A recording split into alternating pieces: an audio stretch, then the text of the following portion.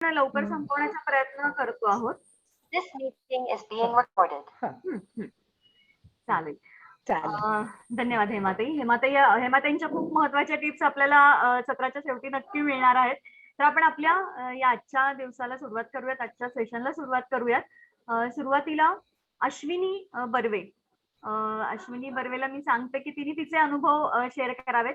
आजची ही कार्यशाळा असणार आहे ती आपलं शेअरिंग, म्हणजे जे काही अनुभवी पालक आहेत किंवा पालकत्वातले वेगवेगळे प्रयोग केलेले आहेत किंवा करत आहेत आणि जाणीवपूर्वक मुलांसोबत काम करणं, ते आपल्या घरच्या मुलांसोबत असेल, समाजातल्या मुलांसोबत असेल, शिक्षक म्हणून असेल किंवा डे केअर चालवणं, यासोबत काही ऍक्टिव्हिटी सेंटर कोणी घेत असेल, तर अशा सगळ्यांचे अनुभव आपल्याला ऐकायचे आहेत, म्हणजे जेणेकरून सगळ्या प्रकारच्या मुलांसोबत शिस्त लावण्याचे काय काय अनुभव आहेत हे सगळे आपल्याला आज खूप उपयोगी आपल्या सगळ्यांनाच ते असणार आहेत असं मला वाटतंय.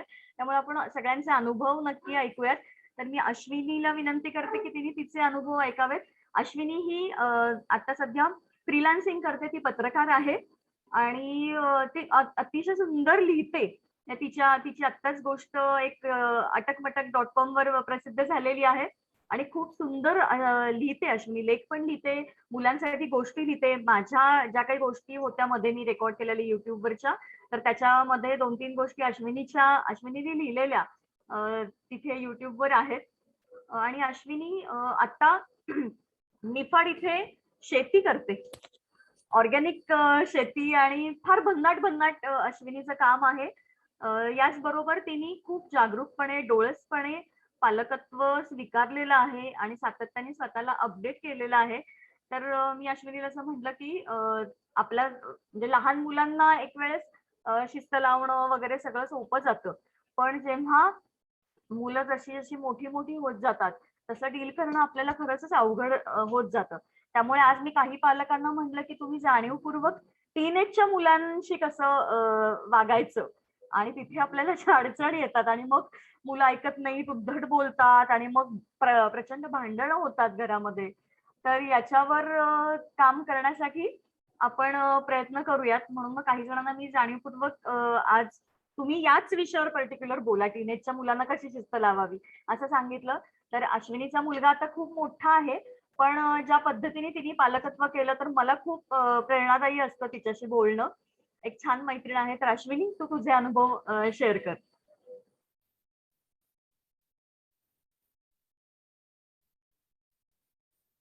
तू अनम्यूट करून. नमस्कार. मला अगदी पहिल्यांदाच बोलायला लागलंय, म्हणजे आश्चर्य हेच वाटतंय मला. ठीक आहे. माझा मुलगा मोठा आहे, तो MSc झालाय बायोडायव्हर्सिटी मध्ये. तर अशा मोठ्या रेंजमध्ये मुलाच्या बद्दलचे अनुभव माझ्याकडे आहेत, पण मी 2-3 सांगणार आहेत.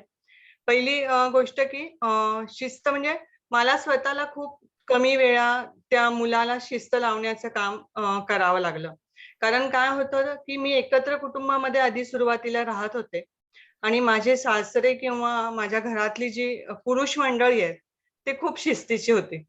म्हणजे आपलं ताट उचलायचं आणि आपणच घासायचं, आपले कपडे आपणच धुवायचे. तर ही गोष्ट त्यांनी खूप लहानपणापासून पाहिली. मग त्यामुळे स्वतःचं काम स्वतः करावं असं सांगायला मला त्याला म्हणजे एवढं काही गरज पडली नाही, कारण माणसं समोर होती त्याच्या. फक्त गंमत अशी व्हायची की कोणती पण हालचाल दिसणारी गोष्ट, म्हणजे हालचाल करणारी वस्तू जर दिसली तर त्याला हात लावायचा आणि ती आपल्या कपाटात आणून ठेवायची, अशी एक त्याला सवय होती. तर मी एका खेडेगावात राहते. म्हणजे तेव्हा तर अगदी अजूनही आमच्या गावामध्ये गाडी येतच नाही, बस. तर तिथे असं एक विहीर होती आणि विहिरीच्या जवळ बेडूक यायचं आणि प्रत्येक वेळी ते बेडूक उचलायचं आणि आपल्या घरामध्ये आणून ठेवायचं, अशी त्याला म्हणजे हे होतं. तर सुरुवातीला आम्हाला जरा लहान मूल म्हणून कौतुक वाटायचं, पण ते जेव्हा ते करायला जास्तच लागलं तर आम्हाला वाटलं की याला वाईट सवय लागणार ही, की काही दिसलं आणि ते उचलून आणायचं. उद्या आणखीन काही दिसू शकतं ना, कारण खेडगाव आहे, सापसुरळ्या दिसायच्या किंवा अजून असलं काहीतरी. तर त्याला आम्ही सांगायचं की ते उचलायचं नाही, पण त्याला असं ते ऐकायचं नसायचं. आणि मग आता काय करणार, तर मग शेवटी माझे सासरे होते आणि त्यांनी त्याला एक गोष्ट सांगितली, की प्रत्येक वेळी जर आईकडनं तुला मी असं ओढून घेतलं, तर तुला कसं वाटणार आहे? असं. तर त्याला तो म्हणायचा, की मी माणूस आहे म्हणजे मी ह्युमन बीइंग्स आहे आणि तो तर प्राणी आहे. म्हणजे त्याच्या मनामध्ये असं होतं, की ह्युमन बीइंग्सला वाईट वाटू शकतं, परंतु प्राण्याला म्हणजे आर्ग्युमेंट्स करण्याला मुलं खूप ही असतात, हुशार असतात ती. तर मग आम्ही एक व्यक्ती म्हणून कायम त्याच्याकडे मी बघितलं. माझ्या सासऱ्यांनी किंवा माझ्या कुटुंबाने सुद्धा असं त्याच्याकडे तसं बघितलं आणि त्याला वेळोवेळी आम्ही सांगायचं, की हातातला बेडूक सोड. हातातला बेडूक आमचा पारा न चढता आम्ही असं त्याला हळू सांगत गेलो आणि शेवटी 8 दिवसानंतर त्याने ते पाळलं. परंतु त्याच्यासाठी आम्हाला संयम ही गोष्ट खूप ठेवावी लागली. दुसरं माझं एक उदाहरण आहे, की त्याला लहान गाड्या खूप आवडायच्या. मी म्हटलं ना, की हालचाल करणारी कोणती पण गोष्ट मुलांना खूप आवडते. तर कोणी दिलं, की आपल्या गाड्या तो भरायचाच आणि आमच्या सारख्या बदल्या होत होत्या. तर आम्हाला असं वाटायचं, की आमच्या घरामध्ये सामान कमी असलं पाहिजे आणि मुलाला खेळण्याची गरज नसावी. आजूबाजूचा काही परिसर तो त्याचा उपयोग करून त्याने खेळायला पाहिजे असं मला वाटायचं. कारण खेड्यात राहत होता तर एवढे काही खेळण्यांची त्याला गरज नसायची. कारण माती असायची, पानं असायची, फुलं असायची. तर त्या गाड्यांमध्ये मग आम्ही त्याला एक अट घातली, की समजा तुला गाडी घ्यायची तर एक गाडी कोणाला तरी द्यायची दुसरी आणि तरच तुला गाडी मिळणार. नाहीतर मग गाडी मिळणारच नाही. म्हणजे काही आणि इथं रडून किंवा काहीच करून उपयोग काहीच होणार नाही. कारण अजून एक त्याने एक पाहिलं होतं घरामध्येच, की आम्ही सुद्धा खूप वस्तू कमी करायचो घरातल्या, की दर 15 दिवसांनी, 8 दिवसांनी कोणती गोष्ट मला लागलीच नाहीये. कारण बदली व्हायची त्यामुळे सामान मला 2 तासात आवरायला भाग असायचं. तर अशा वेळी एक ही शिस्त आम्ही आम्हाला लावलेली होती. त्यामुळे ती त्याला पण लागली. तिसरी गोष्ट होती, की टीन एजमध्ये त्याला आम्ही 9वी ला ट्युशन लावली आणि त्याला कोणतीही शाळा किंवा कोणतीही ट्युशन अजिबातच आवडायचं नाही. तर 8वी-9वी पर्यंत बऱ्याच वेळा आम्ही त्याला कुठेतरी घेऊन जायचो किंवा मला चालायचं त्याने शाळा बुडवलेली. परंतु कारण काय व्हायचं, की घरामध्ये आम्ही खूप गोष्टी करत होतो. म्हणजे शाळेच्या शिवाय म्हणून एक भूगोलाचा वेगळा काहीतरी करणं किंवा इतिहासाचं करणं असं करायचं. कारण शाळा सारख्या बदलायच्या ना त्याच्या. त्यामुळे त्याला एवढी काही खूप अटॅचमेंट कशामध्ये नव्हती.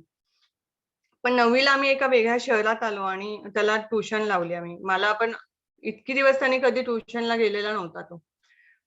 आणि त्याने माझ्याशी तो खोटं बोलला, की "मी रोज जातो ट्युशनला, परंतु त्या बाई आहे ना त्यांना म्हणजे काय शॉर्ट मेमरी आहे, तर त्यांना लक्षात राहत नाही" म्हणे.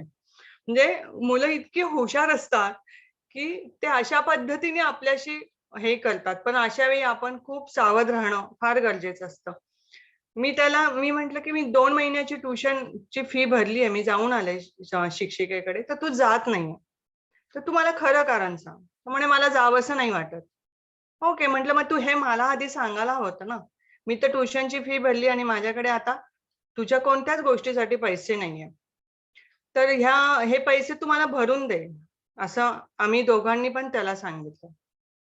तर आम्ही ज्या बिल्डिंगमध्ये राहत होतो तिथे वरती पाणी यायचं नाही. तर म्हटलं, की रोजचं पाणी एक तर तू भरायचं आणि दुसरी गोष्ट भांडी रोजची घासायची. कारण त्या बाईला मला ₹500 द्यावे लागतात महिन्याला. तर त्या काकू येतीलच, पण भांडी तू घासायची आणि त्याचे पैसे ते त्यांना मी देणार. असं करून म्हणजे आधी खूप आर्ग्युमेंट्स झाले आमचे.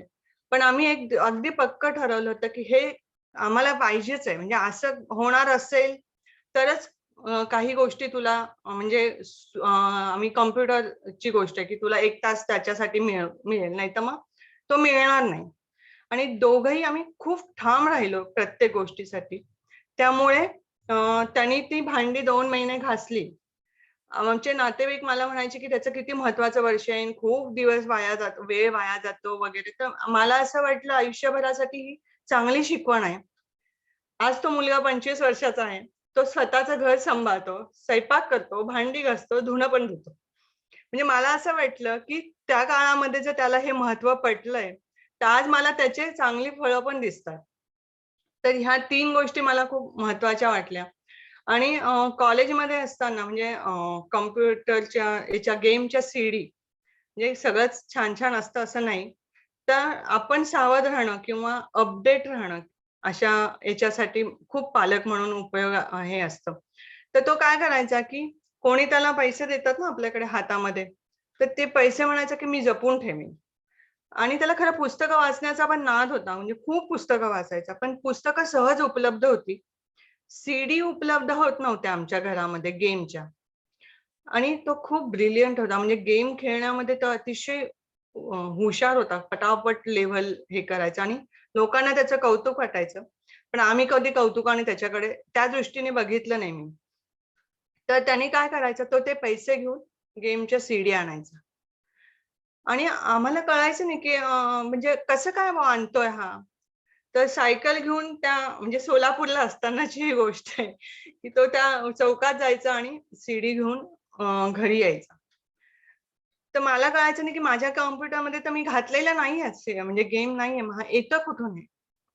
मग अशा पद्धतीने आम्ही विचारलं, की घरामध्ये मीटिंग झाली आणि चौकशी सुरू केली आम्ही, की "कसे बुवा? काय झालं? कुठून आले पैसे? काय आलं?"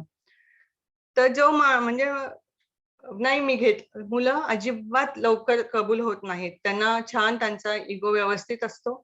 आपण फार म्हणजे आपल्याला असं वाटतं, की मुलं आणि हे तर आम्ही परत-परत विचारलं.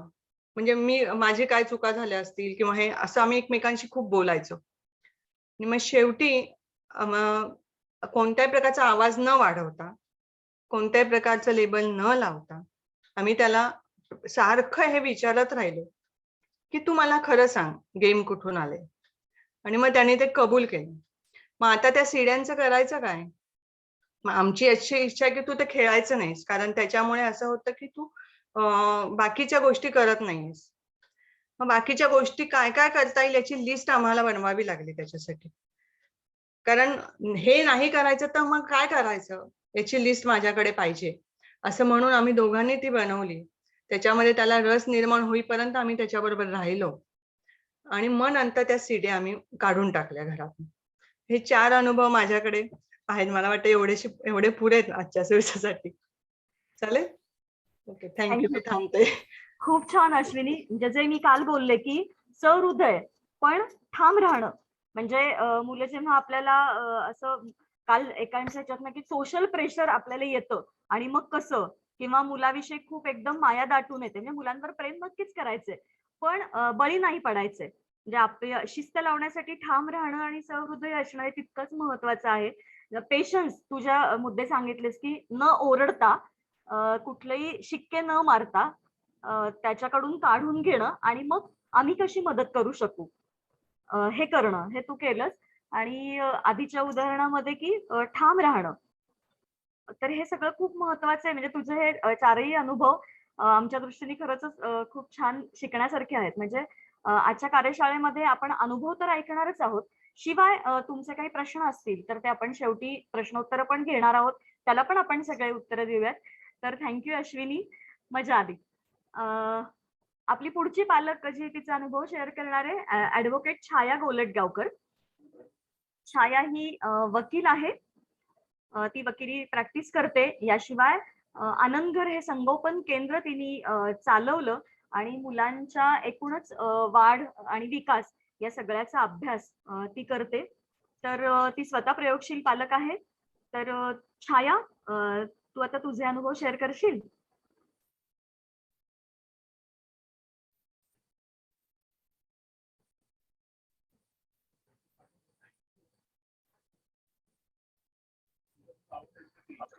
येस. हां, हां, स्मिता. हां. ॲक्चुअली माझे अनुभव एकतर पहिल्यांदाच मनःपूर्वक की स्वनील फाउंडेशनच्या या प्लॅटफॉर्मवर तू सांगितलं की म्हणजे खरं तर सकाळीच ठरलंय तिचं आणि माझं की मी येऊन काही सांगेन.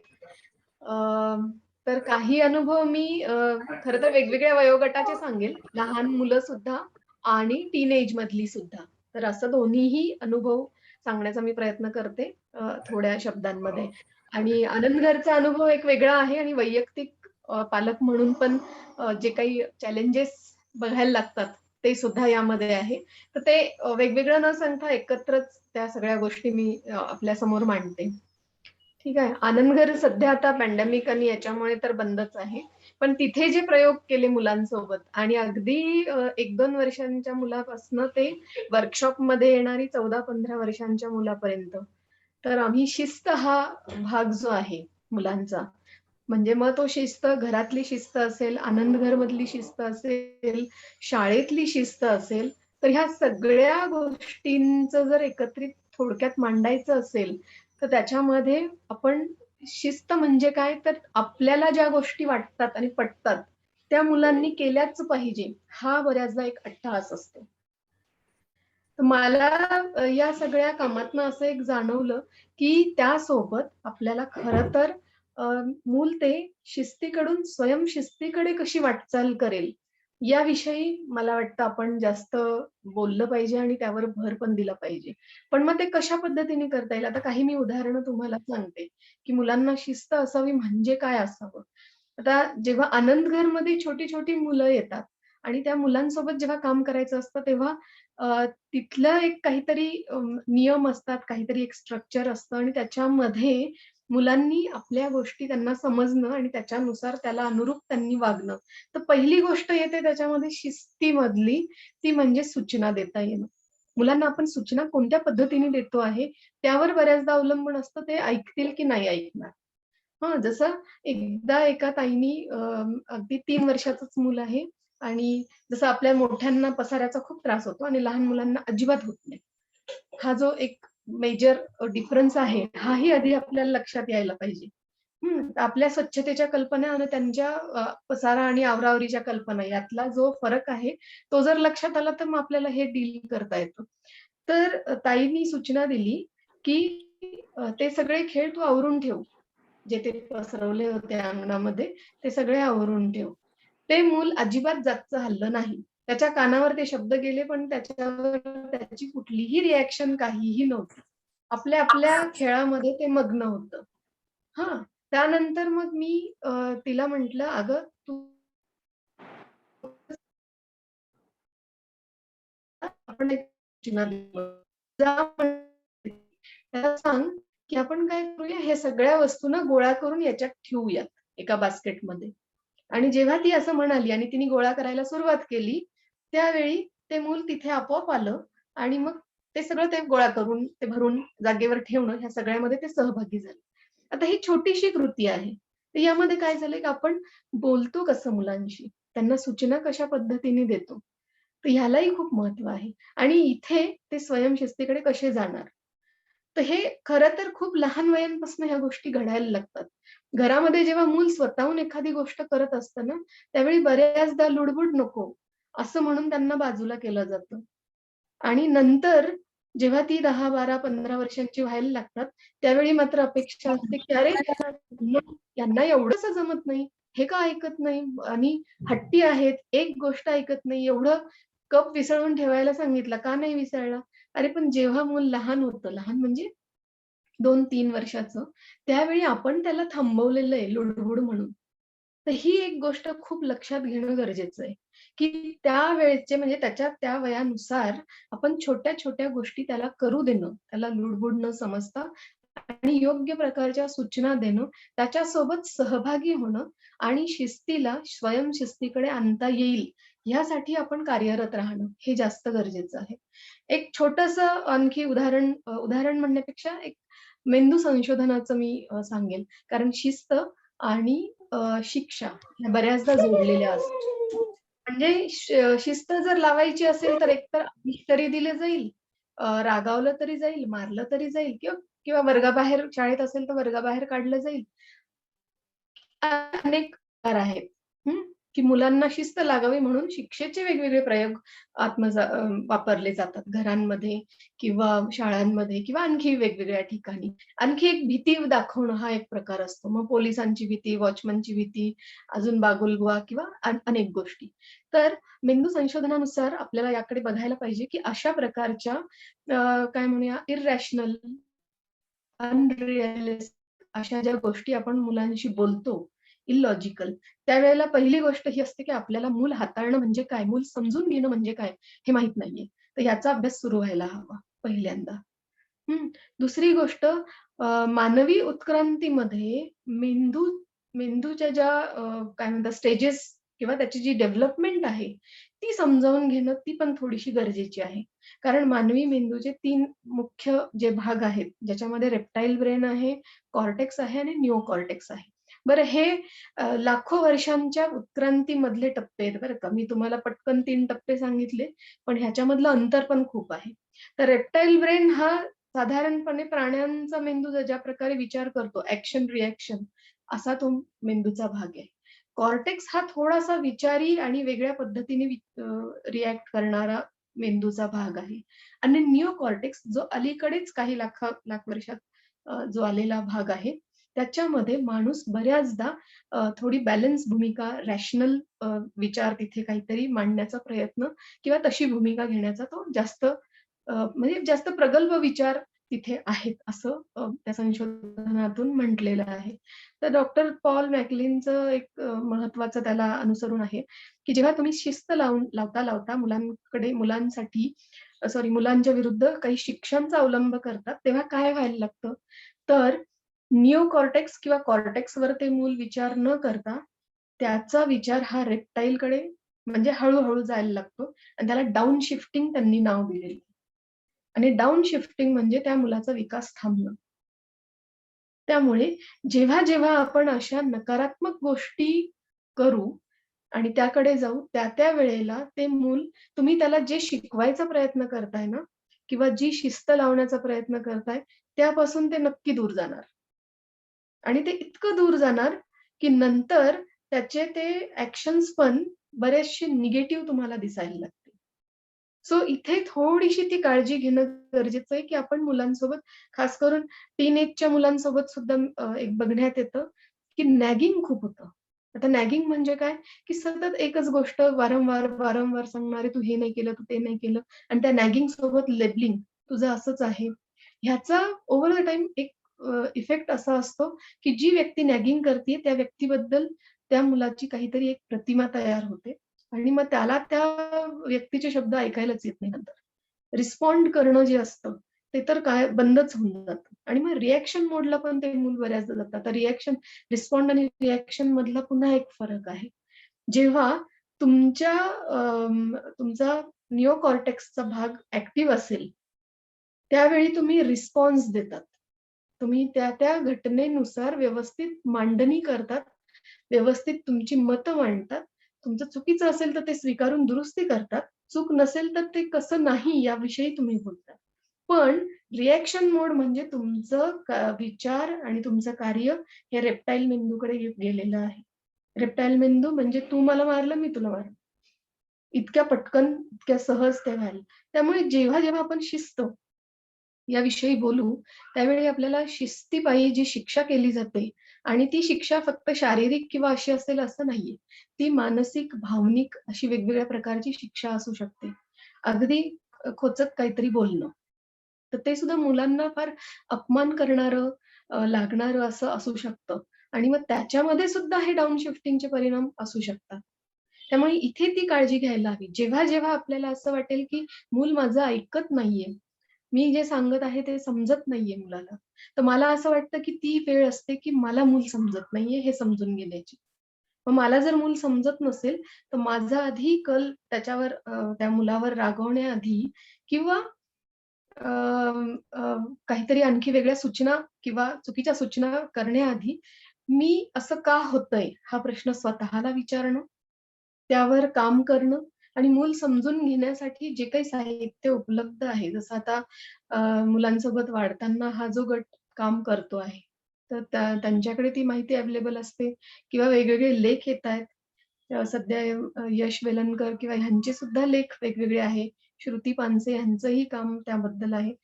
तर ते मला वाटतं समजावून घेणं गरजेचं आहे. तर सगळ्या गोष्टींच्या मुळाशी मला मूल समजावून घेणं हे महत्वाचं वाटतं आणि हे मला आनंदघरच्या प्रयोगात सुद्धा सातत्याने जाणवलं. माझ्या मुलाच्या वाढी संदर्भात सुद्धा मला असेच अनेक प्रयोग करायला लागले. आता मला असं वाटायला लागलं होतं, की हां, झालं आता त्याचं बालपण आणि आता त्याच्या गोष्टी आणि मला समजू लागलंय काहीतरी. ते कळता माझं मूल आता टीनएजमध्ये आहे, की मी पुन्हा असं झालं, की आता टीनेज पण समजावून घ्यायला लागेल मला. म्हणजे एक फेज तो क्रॉस करत आहे आणि दुसरी फेज जेव्हा येते आहे, तर मला पुन्हा तिथे शिकायला लागणार आहे. मला काही माहित नाहीये, की या एजमध्ये मग त्याचं ते काय म्हणतात बिहेवियरल चेंजेस जे दिसतात, ते मी जर अवेअर नसेल, तर मला नाही सांगता येणार, की मी तिथे नक्की काय करायला हवं. आणि अशा वेळेला बऱ्याचदा मूल चुकीचंच वागतंय आणि ऐकतच नाही. अशा याच्यामध्ये आपण जाण्याची शक्यता खूप जास्त असते. आपण जातोही, पण वेळीच आपल्याला सावरता येणं आणि त्या सावरण्यातनं शोधणं, की या पर्टिक्युलर वयामध्ये हे मुलं असं का वागतंय किंवा आत्ता हे असं का वागतंय? तर ते प्रश्न विचारणं आणि मग ते समजावून घेणं आणि मग त्या मुलाशी बोलणं. जसं आता मोबाईलबद्दल खूप आहेत तक्रारी, की सध्या पॅन्डेमिकमुळे पण तो एक भाग झालेलाच आहे, की मुलांच्या हातात अचानकपणे मोबाईल आलेत आणि मग त्या मोबाईल आणि ते इंटरनेट आणि अशा गोष्टी सुरू झालेल्या आहेत. पण तिथे सुद्धा आपल्याला मुलांची बाजू समजावून घेऊन त्यांना किती तो मोबाईल कसा हानिकारक आहे, योग्य काय, अयोग्य काय हे त्यांच्याशी सातत्याने बोलणं हे खूप गरजेचं आहे. जोपर्यंत तो संवाद तुम्ही साधत नाही ना, तोपर्यंत केवळ मी म्हणते म्हणून किंवा तुला शिस्त लागलीच पाहिजे, असं म्हणून ते मूल ते सोडणार नाहीये. जेव्हा तुम्ही तो संवाद चांगल्या पद्धतीने त्यांच्यासमोर करू शकाल, त्यांना ते हळू जेव्हा पटायला लागेल, तेव्हा ते स्वतःहून ती गोष्ट बाजूला ठेवतील. पण त्याच्यासाठी तुमच्यामध्ये तो संयम हवा त्यांच्याशी संवाद साधण्याचा. तुमचे कान उघडे हवेत, ते काय म्हणतायत ते ऐकून घेण्याचे. तुम्हाला त्यांच्या विश्वात थोडासा प्रवेश करून ते समजावून घ्यावं लागेल, की ह्यांना याच्यामध्ये काय मजा येते. तर असे असे मला वाटतं मी अ, जे काही छोटे-मोठे प्रयोग करत होते आणि अ, काही वेळा खूप चॅलेंजेस पण वाटले, की आता यामध्ये कसं करायचं? तर अशा वेळेला काही पुस्तकं किंवा काही तज्ञांशी बोलणं किंवा अशा फोरम्सवर वेगवेगळ्या पालकांचे अनुभव. तर या गोष्टी खूप सहाय्यकारी ठरतात. मला वाटतं ओपन असणं खूप चांगलं ऐकू शकणं मुलांचं. मुलांचं जर ऐकू शकलो, तर आपल्याला मूल कळायला लागतं आणि मग आपल्याला लक्षात येतं, की आपण काय-काय त्यांच्याशी पद्धतीने शिस्तीकडून स्वयंशिस्तीकडे आणि मग कसं आहे दरवेळी तुम्ही नसणार आहे त्यांना शिस्त लावण्यासाठी. ते पॉसिबल पण नाहीये. पण तुमची मुलं इतकी स्ट्राँग आत्ताच म्हणजे लहान वयापासूनच अशी तयार होत गेली पाहिजे असं मला वाटतं,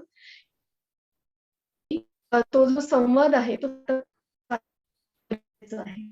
आणि मध्ये-मध्ये काही फेजेस येऊ शकतात, की तेव्हा नाही होते, संवाद नाही होते. पण तो प्रयत्न कायम करत राहायला हवा, असं मला वाटतं. मला वाटतं मी आज एवढंच शेअर करते. मग यावर आपण बोलूयात पुन्हा. छाया. तू खूप छान वाढीचे टप्पे आणि एकूणच मेंदूमधलं सगळं सांगितलंस. मला तुझा वैयक्तिक अनुभव ऐकायला आवडेल. तुझ्या टीनेजच्या बरोबर शिस्त लावण्यासाठी एखादं उदाहरण म्हणजे अनेकच आहेत, पण एखादं उदाहरण सांगशील? अ, हो, ॲक्चुअली त्याचं खरं तर मी म्हटलं तसं त्याच्या त्या टप्प्यावर आम्ही गोष्टी त्याच्याशी बोलत जाणं आणि तो संवाद असणं आणि म्हणून त्याने त्याचे खेळ आवरून ठेवणं किंवा त्यांनी सॉक्स वगैरे स्वतःहून घालणं. आता तो बऱ्याच गोष्टी त्याने स्वावलंबन त्याचं खूप चांगलं आधीपासनं होतं. पण काही आता टीन एजमध्ये जेव्हा तो आला ना, तर ते बऱ्याचशा गोष्टी त्यांनी सोडून दिल्या. आणि सुरुवातीला असं व्हायचं, की "अरे, असं का होतंय? आणि हा तर घरातलं सगळं छान काम करणारा मुलगा आणि याला आवडतं स्वयंपाक पण करायला त्याला आवडतं किंवा आवराआवरी पण बऱ्यापैकी करतो. दरवेळी नाही, पण बऱ्यापैकी त्याची असते. पण टीन एजमध्ये एंट्री केल्यानंतर बऱ्याच गोष्टी अशा सुटल्या. मग मी आधी सुरुवातीला मला असं वाटायचं, थोडी चिडचिड पण व्हायला लागली, "असं का होतंय? असं का होतंय?" पण हळू मला असं वाटतं, मलाही ते लक्षात आलं, की त्याची पण वेगळी एक फेज आहे. त्यात ते हे पॅन्डेमिकचं पण एक आहे गोष्ट आणि मग हळू-हळू आपल्या बोलण्यात किंवा आपल्या म्हणण्यात काहीतरी राहतंय का? मग असं करून त्याच्याशी बोलणं सुरू केलं आणि "हे असं का होतंय?" तर तो मला म्हणाला, "आई फेजेस असतात गं." मी म्हटलं, "बरं." म्हटलं विसरलेच होते. आणि मग मला वाटतं असंच एक संवाद करत ते आता बऱ्यापैकी लक्षात आलंय त्यालाही आणि मलाही. अजूनही मधून थोडंसं कधी वाटतं, पण तो म्हणतो, "ठीक आहे, मी करतो सगळं. मी माझी जबाबदारी घेतोय. तू नको काळजी करू." आणि मला असं लक्षात आलंय, की नाही आपण उगीच फार काळजी करण्याचं म्हणजे ते मला वाटतं बहुधा ती एक सवयीचा भाग आहे आपल्या, की काळजी काळजी म्हणजे ते होतंय का नाही हे बघणं. पण जेव्हा आपण आपल्या कामात असतो आणि मूल जेव्हा म्हणतं, की "मी माझं बघतोय, तू काळजी नको करू." तर लिटरली ते ऐका. की नका काळजी करू आणि ते करतंय का त्याची वाट बघा, संयम ठेवा, जो मी आत्ता ठेवतीये आणि त्याचे साधारण रिझल्ट छान आहे. किती दिवस संयम ठेवतेस? अ, मला असं वाटतं मोस्टली नाहीच म्हणजे आरडाओरडा किंवा अशा गोष्टी नाहीच आता हे होत. कधीतरीच मी त्याला म्हणते, की "अरे, हे नाही का आवरलं?" तर तो म्हणतो, "नाही, नाही, मी करतो." आणि लिटरली त्याने केलेलं असतं ते. त्यामुळे तो ताण-तणाव खूप नाही होत. एक मला आणखी जाणवतं, की आर्ग्युमेंट खूप छान जमायला लागलंय आता ह्या याच्यामध्ये. आणि मला असं वाटतं, की मग त्याचं जर बोलणं आणि मांडणं सगळं व्यवस्थित असेल, जिथे त्याला लक्षात येतं, की नाही हे आपलं बरोबर नाहीये वागणं, तेव्हा तो दुरुस्त करतो स्वतःहूनच. आणि जिथे त्याला तर मला असं वाटतं, की ते योग्य काय, अयोग्य काय, अगदी खाण्याच्या सवयीपासनं, घरातल्या पसाऱ्यापासनं यावर जे बोलणं झालंय ना, त्याचा फायदा खूप होतो. म्हणजे त्यालाही आणि मलाही आणि सगळ्यांनाच म्हणजे घरामध्ये. त्यामुळे ते चाललं आहे. म्हणजे आता तो ताणतणाव खूप नाहीये. चालेल. टीन एजच्या मुलांशी डील करताना काल जे आपण असं म्हणलं होतं, की पेशन्स ठेवणं आपण पसारा म्हणजे तुम्ही पसारा किती बघू शकताय, किती दिवस ते तुमचा पेशन्स तुम्ही वाढवणं. तर हे आपण नक्कीच शिकण्यासारखं आहे. थँक छाया. यानंतर सीमा महाबळेश्वरकर आपले अनुभव सांगणार आहेत. सीमा ही प्रयोगशील पालक आहे. ती शिक्षिका आहे आणि मुलांसोबत तिचं गेली अनेक वर्ष काम आहे. त्यामुळे तिचेही अनुभव आपल्याला नक्की ऐकायला आवडेल आणि खूप ऍक्टिव्ह अशी ती आपली कोर टीम मेंबर आहे पालक अभ्यास मंडळाची. सीमा? धन्यवाद स्मिता. आता अनुभव असे 1-2च मी शेअर करीन आणि काही गोष्टी आम्ही ज्या काही केल्या म्हणजे दोघांनी मिळून, तर ते मी सांगेन. म्हणजे जेव्हा माझी मुलगी लहान होती म्हणजे शिस्तीचं वय आपण जे म्हणतो, तर साधारण आम्ही ती 1-1.5 वर्षाचीच म्हणजे ऐकायला असं वाटेल, की "अरे बापरे! असं इतकं आधी वगैरे केलंय का?" पण नाही ते तसं आम्ही केलं होतं. म्हणजे माझी मुलगी साधारण 1-1.5 वर्षांची असतानाच मी आणि माझ्या नवऱ्यानं मिळून ठरवलं होतं. आता जसं छाया त्यांनी सांगितलं, की शिस्तीची व्याख्या त्यांनी आपल्याला सांगितली. ती अगदी बरोबर आहे, की आपल्याला जे वाटतं, तसे आपण नियम घरात ठरवतो, की जेणेकरून हिताचे असावेत. घरात वावरताना, बाहेर वावरताना, समाजात वावरताना. तर मी आणि माझा नवरा जयदीप आम्ही दोघांनी मिळून ठरवलं होतं, की आपली व्याख्या काय आहे शिस्तीची आणि आपले नियम काय असणार आहेत आणि ते नियम दोघांनी मिळून ठरवले, की म्हणजे असं नको व्हायला, की एखाद्या गोष्टीला मी तिला म्हटलं, "अगं, हे असं काय करतीयेस तू?" तर तो म्हणू शकतो, की "अगं, त्यात काय एवढं?" किंवा त्याने काही म्हटलं तर मी हे करू शकते, "नको, असं करू दे तिला" वगैरे. तर याच्याने काय होतं, की मूल कन्फ्यूज होतं आणि मूल कन्फ्यूज झाल्यावर त्याला काही कळत नाही नक्की कसं वागायचं आणि मग तो सोयीनं त्याला जे योग्य वाटतं त्यावेळेत तसा तो वागतो. आणि त्याच्यामुळे आम्ही दोघांचं हे खूप क्लिअर होतं आणि आम्ही वेळोवेळी या गोष्टी बोलायचो. जसं-जसं नवीन-नवीन गोष्ट ती शिकतीये किंवा नवीन-नवीन गोष्टींचा आम्ही अनुभव घेतोय, तर त्यावेळेस आम्ही दोघं शांत राहायचो आणि मग नंतर दोघंच असताना आम्ही त्या गोष्टी बोलायचो, की हे असं झालं तर मग काय आपली भूमिका असणार आहे दोघांची? म्हणजे तो एक बोलतोय आणि मी एक बोलतोय असं नको व्हायला म्हणून आम्ही दोघं या विषयावर सतत बोलायचो आणि फॉर्च्युनेटली माझा नवरा त्या बाबतीत खूप सपोर्टिव्ह आहे. आणि सेम म्हणजे सासू-सासऱ्यांचा पण बऱ्याच वेळा असा एक मुद्दा येतो, की बरोबर आहे नातवंड म्हणजे दुधावरची साय असते त्यांच्यासाठी आणि त्यांना ओरडलेलं, रागावलेलं त्यांना अजिबात चालत नाही. मग हे पण मी काय केलं होतं, की मी आई-बाबांशी म्हणजे माझ्या सासू-सासऱ्यांशी पण मी हे बोलले होते, की आई-बाबांना बसवलं होतं व्यवस्थित म्हणजे बसा म्हटलं मला बोलायचंय तुमच्याशी आणि कारण मी हे अनेक जणांचे अनुभव ऐकले होते, की असं होतं, मग आजी-आजोबा मध्ये पडतात, मग आमच्या मुलांना असं तसं. तर मला त्यांनाही दुखवायचं नव्हतं आणि स्वाभाविक आहे लाडकं असतं नातवंड. त्यामुळे मग मी आई-बाबांना एकदा सांगितलं, की "बाबा असं झालं समजा, की तुम्ही तिच्याशी काहीतरी बोलताय" आणि मी मध्ये येऊन म्हटलं, की "अगं बाबा असं काय सांगताय तुम्ही? हे असं नसतं." तर तिला काय वाटू शकतं, तिच्या मनात येऊ शकतं, की आजोबा जे सांगतायत ते चुकीचं आहे. तसंच मी किंवा जयदीप म्हणजे माझा नवरा काही बोलताना जर तुम्ही आम्हाला काही म्हटलात, तर त्यांना असं वाटू शकतं ना, की आई-बाबा चुकीचं सांगतायत किंवा आई-बाबांच्या अगेन्स्ट त्यांचं मत होऊ शकतं. तर आपण असं करूयात का? तुम्हाला अगदी आमच्या दोघांचं मत नाही पटलं, तर ती नसताना तुम्ही आम्हाला सांगा, पण तिच्यासमोर आपण नको करायला. म्हणजे तिला जर कोणी एक जण समजावून सांगत असेल किंवा एखाद्या गोष्टीवरून तिला आपण ओरडत असू, तर दुसऱ्या कुणीही मध्ये पडायचं नाही. समजा तिला रडू आलं, वाईट वाटलं, तर नंतर आपण समजावूयात. त्याच्याबद्दल काही प्रश्न नाही. मग कोणीही आपण समजावू शकतो तिला. पण त्यावेळेस आपण फर्म राहून मध्ये पडायचं नाही असं चालेल का? सुरुवातीला जड गेलं म्हणजे आई-बाबांना पण थोडं वेगळं वाटलं अर्थात, की कसं बोलायचं नाही मध्ये, मग ती रडली तर वगैरे आम्हाला वाईट वाटेल.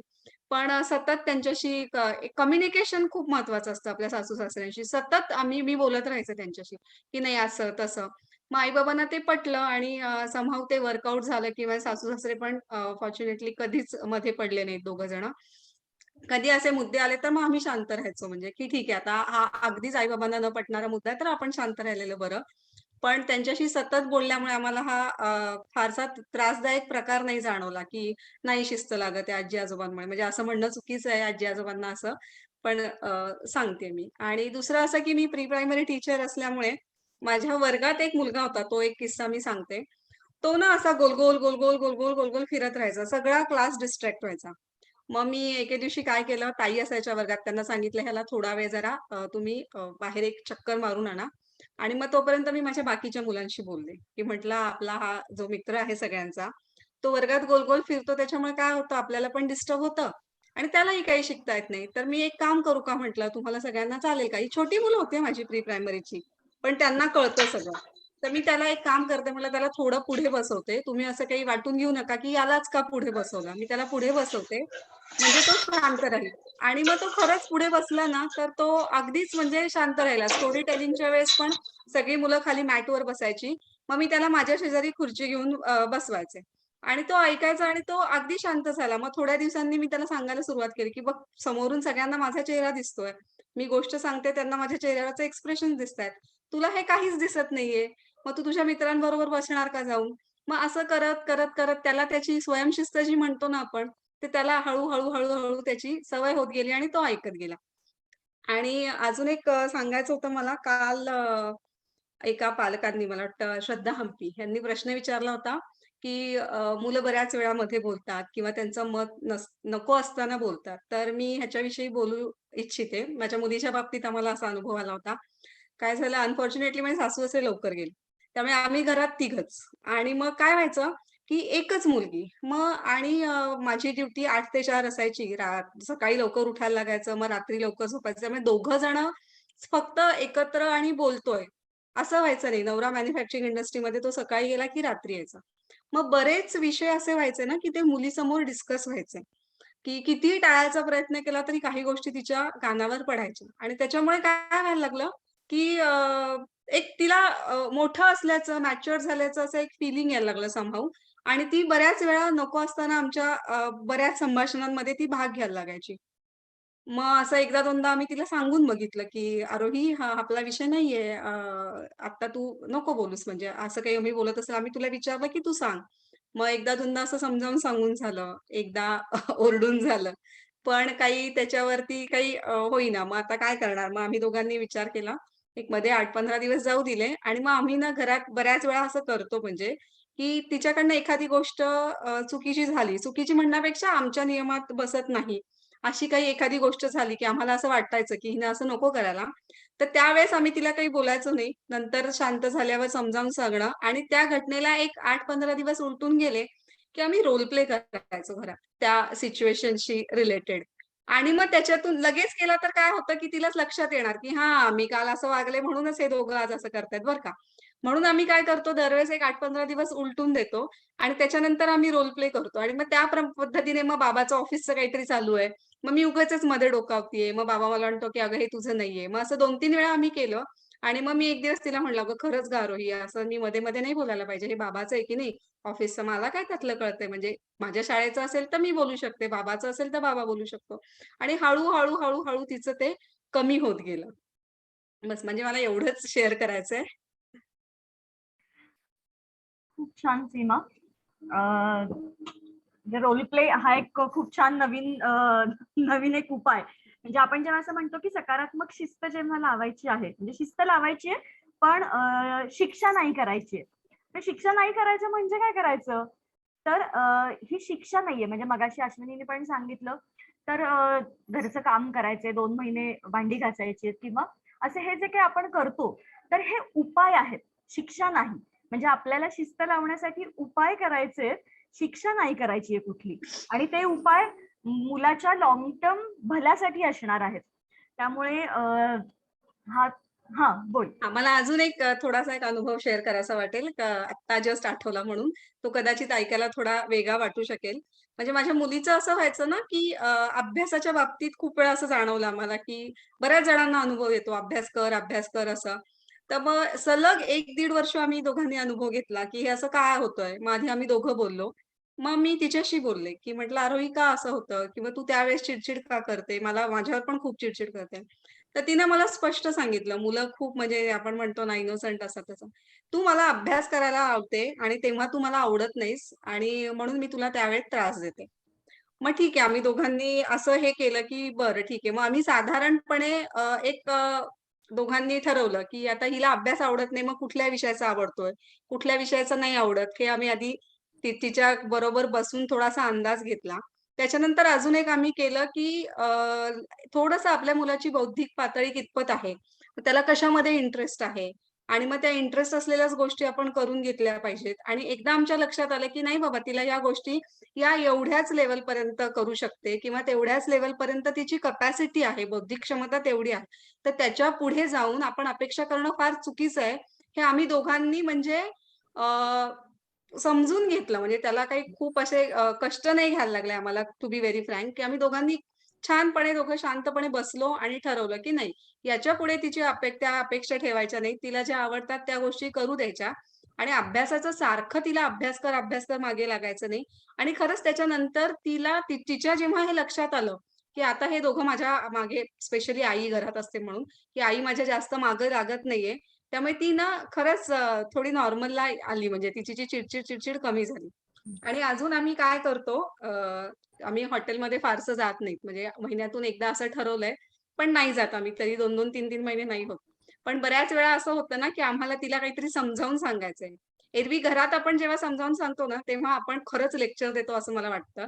त्यामुळे आम्ही काय करतो, जेव्हा आम्हाला तिला काहीतरी समजावून सांगायचंय आणि काहीतरी नवीन विषय तिच्यापुढे मांडायचा आहे, तर अशा वेळेस आम्ही तिला हॉटेलमध्ये घेऊन जातो. की म्हणजे ते वातावरण वेगळं, आम्ही पण त्या वातावरणात खुश असतो. आम्हीही खूप छान बोलतो, लेक्चरच्या मूडमध्ये जात नाही आणि ती पण इतकं छान ते सगळं घेते ना, ते आमचं खूप छान वर्क होतं. Thank you Smita. खूप छान सीमा. तू 3 मुद्दे खूप महत्त्वाचे सांगितलेस, की हॉटेलमध्ये रोल प्ले आणि आजी-आजोबा म्हणजे अभ्यासाच्या बाबतीतला हा मुद्दा खूप महत्त्वाचा होता, की अभ्यास घेणं मुलांचा आणि मुलांनी ते नाकारणं हा सगळ्या घरामध्ये युद्धभूमी होऊन जाते त्यावेळेला. त्यामुळे हा मुद्दा चांगला सांगितला आणि आजी-आजोबा हा पण एक मुद्दा शिस्तीच्या बाबतीतला अनेक घरांमध्ये दिसून येतो, की पालक अभ्यास मंडळात जेव्हा पालक येतात, मग ते नेहमी प्रश्न असे विचारतात, की हे सगळं आम्हाला पटतं हो. पण घरी आजी-आजोबा आहेत त्यांचं काय करायचं? त्यांना नाही गोष्टी पटत आणि मग तिथे खूप संघर्ष होतो. मुलाच्या वाढवण्याबाबतीतला संघर्ष हा रोजचा आहे. काही आजी-आजोबांकडे संवाद जर होत नसेल, तर त्यांच्यासाठी ही खूप चांगली टिप सीमा तू दिलीस. तर आपल्या सगळ्यांना पण हा नक्की उपयोग होणार आहे आणि या निमित्ताने एक सांगून टाकते, की आपण आजी-आजोबांसाठी एक विशेष भाग आपण घेणार आहोत, एक सेशन घेणार आहोत. कारण खूप पालकांची मागणी आहे, की आजी-आजोबांशी बोलावं आणि कोणीतरी तज्ञ व्यक्तीने ते बोलावं, जी स्वतः आजी आहे, म्हणजे त्या वयात आहे, अशाने बोललेलं जास्त चांगलं. म्हणजे ते पटतं, परिणामकारक होईल. त्यामुळे आपण अजून आजी-आजोबांसाठी नक्की आपण एक सेशन घेणार आहोत. त्याच्यात एक वाक्य मी ॲड करू इच्छिते, की कसं आहे, की आपल्याला आपल्या मुलांना वळण लावायचंय किंवा आपल्या मुलांवर संस्कार करायचे, शिस्त लावायची. ही गोष्ट कायम लक्षात ठेवायची. मला आजी-आजोबांना विरोध करायचा आहे, ही गोष्ट डोक्यातून काढून टाकायची. आजी-आजोबांना मला माझ्या बाजूनी करायचंय. ही गोष्ट जर लक्षात ठेवली ना, तर आपण पॉझिटिव्ह दिशेने प्रयत्न करतो. आपल्या डोक्यातली निगेटिव्हिटी जाते आणि हे सतत करायला लागतं. सतत त्यांच्याशी बोलावं लागतं. आपला पहिल्यापासूनचा जर सासू-सासऱ्यांशी संवाद असेल ना, तर ते पटवून घेतात. म्हणजे त्यांना कधीच असं हे नसतं, की नाही बाबा आम्ही कसं, असं नाही म्हणत ते. हा माझा वैयक्तिक अनुभव आहे.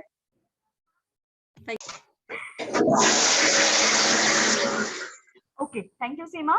याच्यानंतर मितिका पातुरकर आपले अनुभव सांगणार आहे.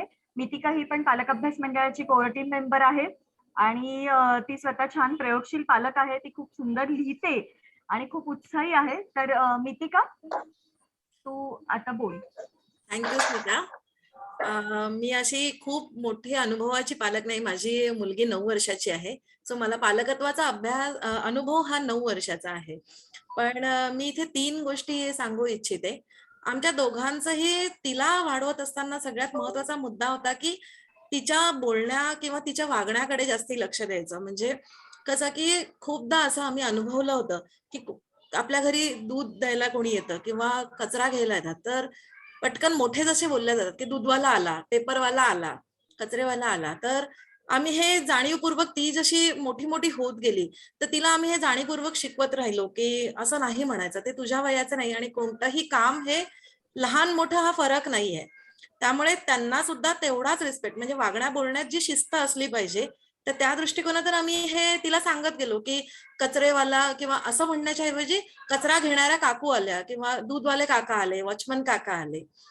तर एकदा या अनुषंगाने मला सांगायचं होतं, एकदा मोदींचं भाषण सुरू होतं आणि ते स्वच्छ भारत या अभियानाबद्दल आपल्या सगळ्यांना म्हणजे टीव्हीवरती सांगत होते आणि तिच्याकडून पटकन येऊन गेलं की मोदी असा म्हणाला. हे कुठेतरी कुठेतरी काहीतरी कधीतरी ऐकलं असल्या कारणाने ते मुलांकडून अपसूक येतं.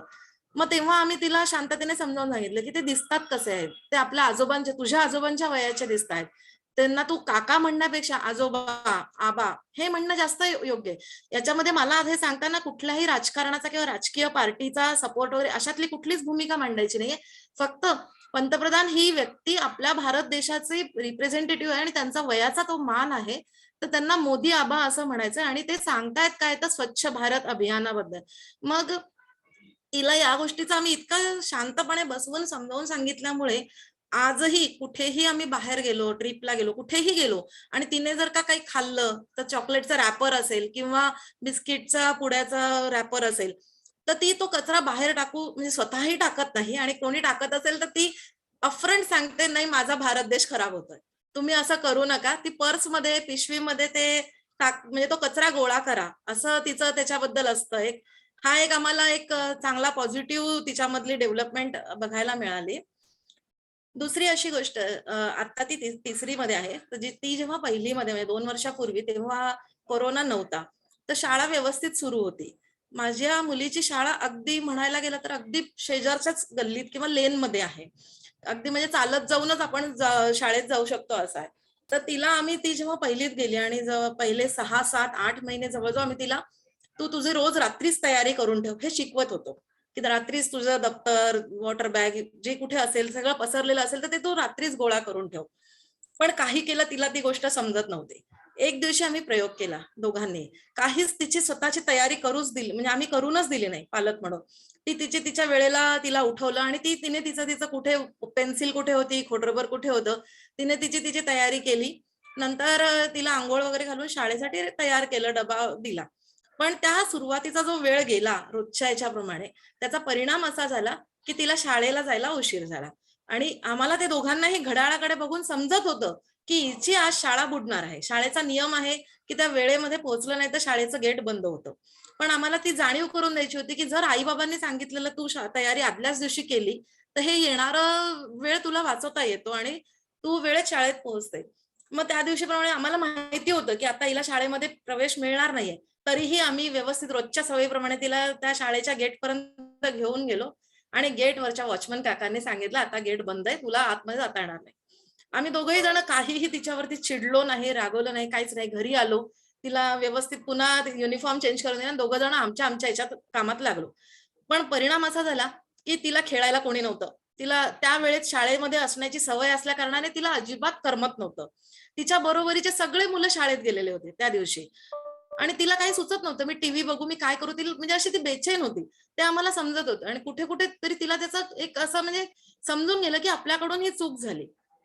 याचं कुठेही तिच्यावरती आम्ही मानसिक प्रेशर दिलं नाही. आम्ही जर का त्यावेळेला चिडलो असतो तर ती दुसऱ्या दिवशी खूप टेन्शन मध्ये राहिली असते, प्रेशर मध्ये राहिली असते. पण आम्ही त्या गोष्टीची काहीच ओळख दिली नाही. परिणामी तिने संध्याकाळीच तयारी करून ठेवली. रात्रीची अपेक्षा होती, ती संध्याकाळीच तिने तयारी केली आणि दुसऱ्या दिवशी ती व्यवस्थित तयार झाली. तर आज सुद्धा ऑनलाईन शाळा असून सुद्धा ती वेळेवर व्यवस्थित तयार होते आणि वेळेचं महत्व आहे तिच्या आयुष्यात तिला कळलंय की कुठेही जायचं असेल तर ती बरोबर तिच्या वेळेत ती पोहोचते. अगदी बर्थडे, आमच्या सोसायटीमध्ये बर्थडे पार्टी असते, 6ची वेळ असेल तर ही 6 वाजता तिथे जायची, तिचं धडपड सुरू होते. तर हा तिच्यामध्ये एक म्हणजे सकारात्मक बदल आम्हाला त्या गोष्टींनी पाहायला मिळाला आणि त्या गोष्टीचं सगळ्यात महत्वाचं की तिला टेन्शन नाहीये. वेळेच्या प्रमाणे ती इतक्या लहान वयातच त्याचं कसं नियोजन करायचंय, आपल्याला एखाद्या ठिकाणी वेळेवर जायचं आहे तर कसं नियोजन करायचं हे ती तिच्या लेवलवरती व्यवस्थित करते. तर ही सगळ्यात एक महत्वाची गोष्ट आम्हाला त्या या ह्याच्यामध्ये मिळाली. आणि दुसरं मी मगाशी जर सांगितलं जसं की तिला मोठ्यांच्या बद्दल बोलताना ते आपसुकच समजून जातं. त्यामुळे आता कुठेही दुकानदारांशी म्हणजे आता आम्ही तिला मुद्दामून पाठवतो छोट्याशा गोष्टी आणायला करायला, की तिला बाकीच्या गोष्टींचं नॉलेज हवं. पण ती बरोबर काका, मामा, मावशी जेही कोणी असेल ती त्याप्रमाणे बोलते. या 2 गोष्टी आम्हाला तिच्याशी म्हणजे तिच्या वाढीच्या काळामध्येच तिच्या मनात त्या रुजवता आल्या. ह्याचंच आम्हाला एक चांगलं वाटतं आहे म्हणजे. हे सांगायचं होतं मला. खूप छान मितिका. सामाजिक शिस्तीचं एक उदाहरण तू सांगितलंस आणि ते खरंच म्हणजे की कचरा अजून कुठे टाकू नये. एकच सांगायचं होतं. हे सामाजिक शिस्त बोलली मी ऍक्च्युली ठरवलं तर मी विसरले. तिच्या ना अकॅडमिक मध्ये जेव्हा वीज आणि म्हणजे निसर्गाचे स्रोत कसे असतात किंवा पवनचक्की वगैरे या सगळ्या गोष्टी तिच्या ऑटोमॅटिकच 3री मध्ये गेल्यानंतर अभ्यासक्रमात आल्या. तर तिला आम्ही त्याचा म्हणजे बोलता शिकवत अभ्यास घेता त्याचं महत्व सगळं समजावून सांगत राहिलो. आणि कुठेतरी योगायोगाने बातम्या मराठी पेपरमध्ये वगैरे त्याच यायला लागल्या की आता विजेचा तुटवडा होणार आहे किंवा असं काय होणार आहे. तर तिला त्या गोष्टीचं महत्व समजत गेलं. आणि आम्ही तसंही दोघं जण एक सवय लावलेलीच आहे की कुठल्याही रूम मधून आपण बाहेर पडताना फॅन ऑलमोस्ट आपले सगळेच पालक ही गोष्ट करतच असाल की फॅन किंवा तिथला लाईट ट्यूबलाईट हे बंद करूनच निघायचं. तर हे ती आम्हाला ऑब्झर्व करून ती पण ही गोष्ट शिकली आणि अभ्यासक्रमाचाही परिणाम आहे. तर कोणाच्याही म्हणजे आमच्या घरी तर हे होतच की नळ बंद आहेत का, त्यानंतर लाईट आणि फॅन बंद आहेत का हे आपण त्या रूम मधून बाहेर पडलं की पाहायचं. पण नातेवाईकांच्या घरी गेल्यानंतरही जर असं नसेल तर ती स्वतः सांगते की तिकडचा लाईट चालू आहे. आणि होतं काय की ती लहान असल्याने तिने सांगितल्याने समोरच्या माणसाला दुखवल्यासारखंही वाटत नाही आणि ती गोष्टही साध्य होते की तो अननेसेसरी लाईट चालू असेल किंवा कुठला नळ गळत असेल तर ती व्यक्ती ते हसत हसत जाऊन लाईट बंद करून येते. हेच जर मोठ्यांनी सांगितलं तर कदाचित त्याच्यामध्ये राग रुसवा असं येऊ शकतो. पण तिच्या ह्याच्यामुळे ते लोकांना पण चांगलं वाटून जातं आणि ते साध्य पण होतं. मस्त. खरंच सामाजिक शिस्त ही पण खूप आवश्यक गोष्ट आहे. थँक्यू मितिका. आज आपल्यासोबत आणखी एक जोडपं आहे, विद्या आणि किरण जाधव. तर हे दोघंही वेगवेगळ्या सामाजिक संस्थांमधून काम करतात, सामाजिक कार्यकर्ते आहेत आणि दोघंही ज्या पद्धतीने मुलाला वाढवतात किंवा एकमेकांसोबत वाढतायत हे मला नेहमीच आम्हाला खूप छान वाटतं. मग घरातल्या कामांमधला सहभाग असू देत. किरणची एक मुलाखत युट्यूबवर प्रसिद्ध झालेली आहे. मी आपल्या ग्रुपवर त्याची नक्की लिंक देईन, तुम्ही आवर्जून सगळे बघा. किरण हा अन्वयचा बाबा आहे, विद्याचा नवरा. आणि सगळ्या पुरुष पालकांसाठी खूप शिकण्यासारखं आहे त्याच्या व्हिडिओ मधून. तर मी नंतर लिंक नक्की देईन त्याची. तर विद्या आणि किरण जाधव तुम्ही तुमच्या घरातल्या शिस्तीचा अनुभव आमच्याशी शेअर करावा. ओके. नमस्कार सर्वांना. ओके, आवाज येतो ना माझा? हो, येतो. ओके. सर्वांनी असं गृहीत धरलंय खरं तर की मुलांना शिस्त लागायला हवी आणि आपण सगळे शिस्तबद्ध जगतोय. मुळात असा प्रॉब्लेम आहे ना की मीच स्वतः खूप बेशिस्त आहे. मग मुलांना काय शिकवायचं असा एक प्रश्न असतो. सो आम्ही मुलाला कशी शिस्त लावायची याचे प्रयोग न करता आम्ही आम्हाला शिस्त कशी लावायची याचे प्रयोग करत असतो. आम्हाला बघून आमचा मुलगाही ऑटोमॅटिकली त्या गोष्टी फॉलो करतो, तोही शिकत असतो. सो आम्ही प्रयोग काय काय केले तर खरं वेगळं असं आम्ही खूप काही केलं नाही, पण काही गोष्टी सहज घडत गेल्या आणि काही गोष्टी जाणीवपूर्वक होतात. जसं आम्ही कुठलाही निर्णय घ्यायचा म्हटलं तर आम्ही चर्चा करतो घरामध्ये, एक मीटिंग घेतो. खरं ती फॉर्मली मीटिंग असते, नुसतं एकमेकांशी बोलणं असं होत नाही.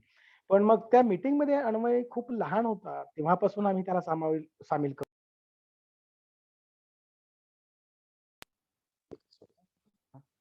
तर आम्ही खूप लहान असल्यापासून त्याला सामील करून घेतो. खरं तर सुरुवातीला म्हणजे तो जेव्हा त्याला काहीच समजत नव्हतं तेव्हा देखील तो या मीटिंग मध्ये असायचा. त्याला फक्त काहीतरी चाललंय एवढं कळायचं.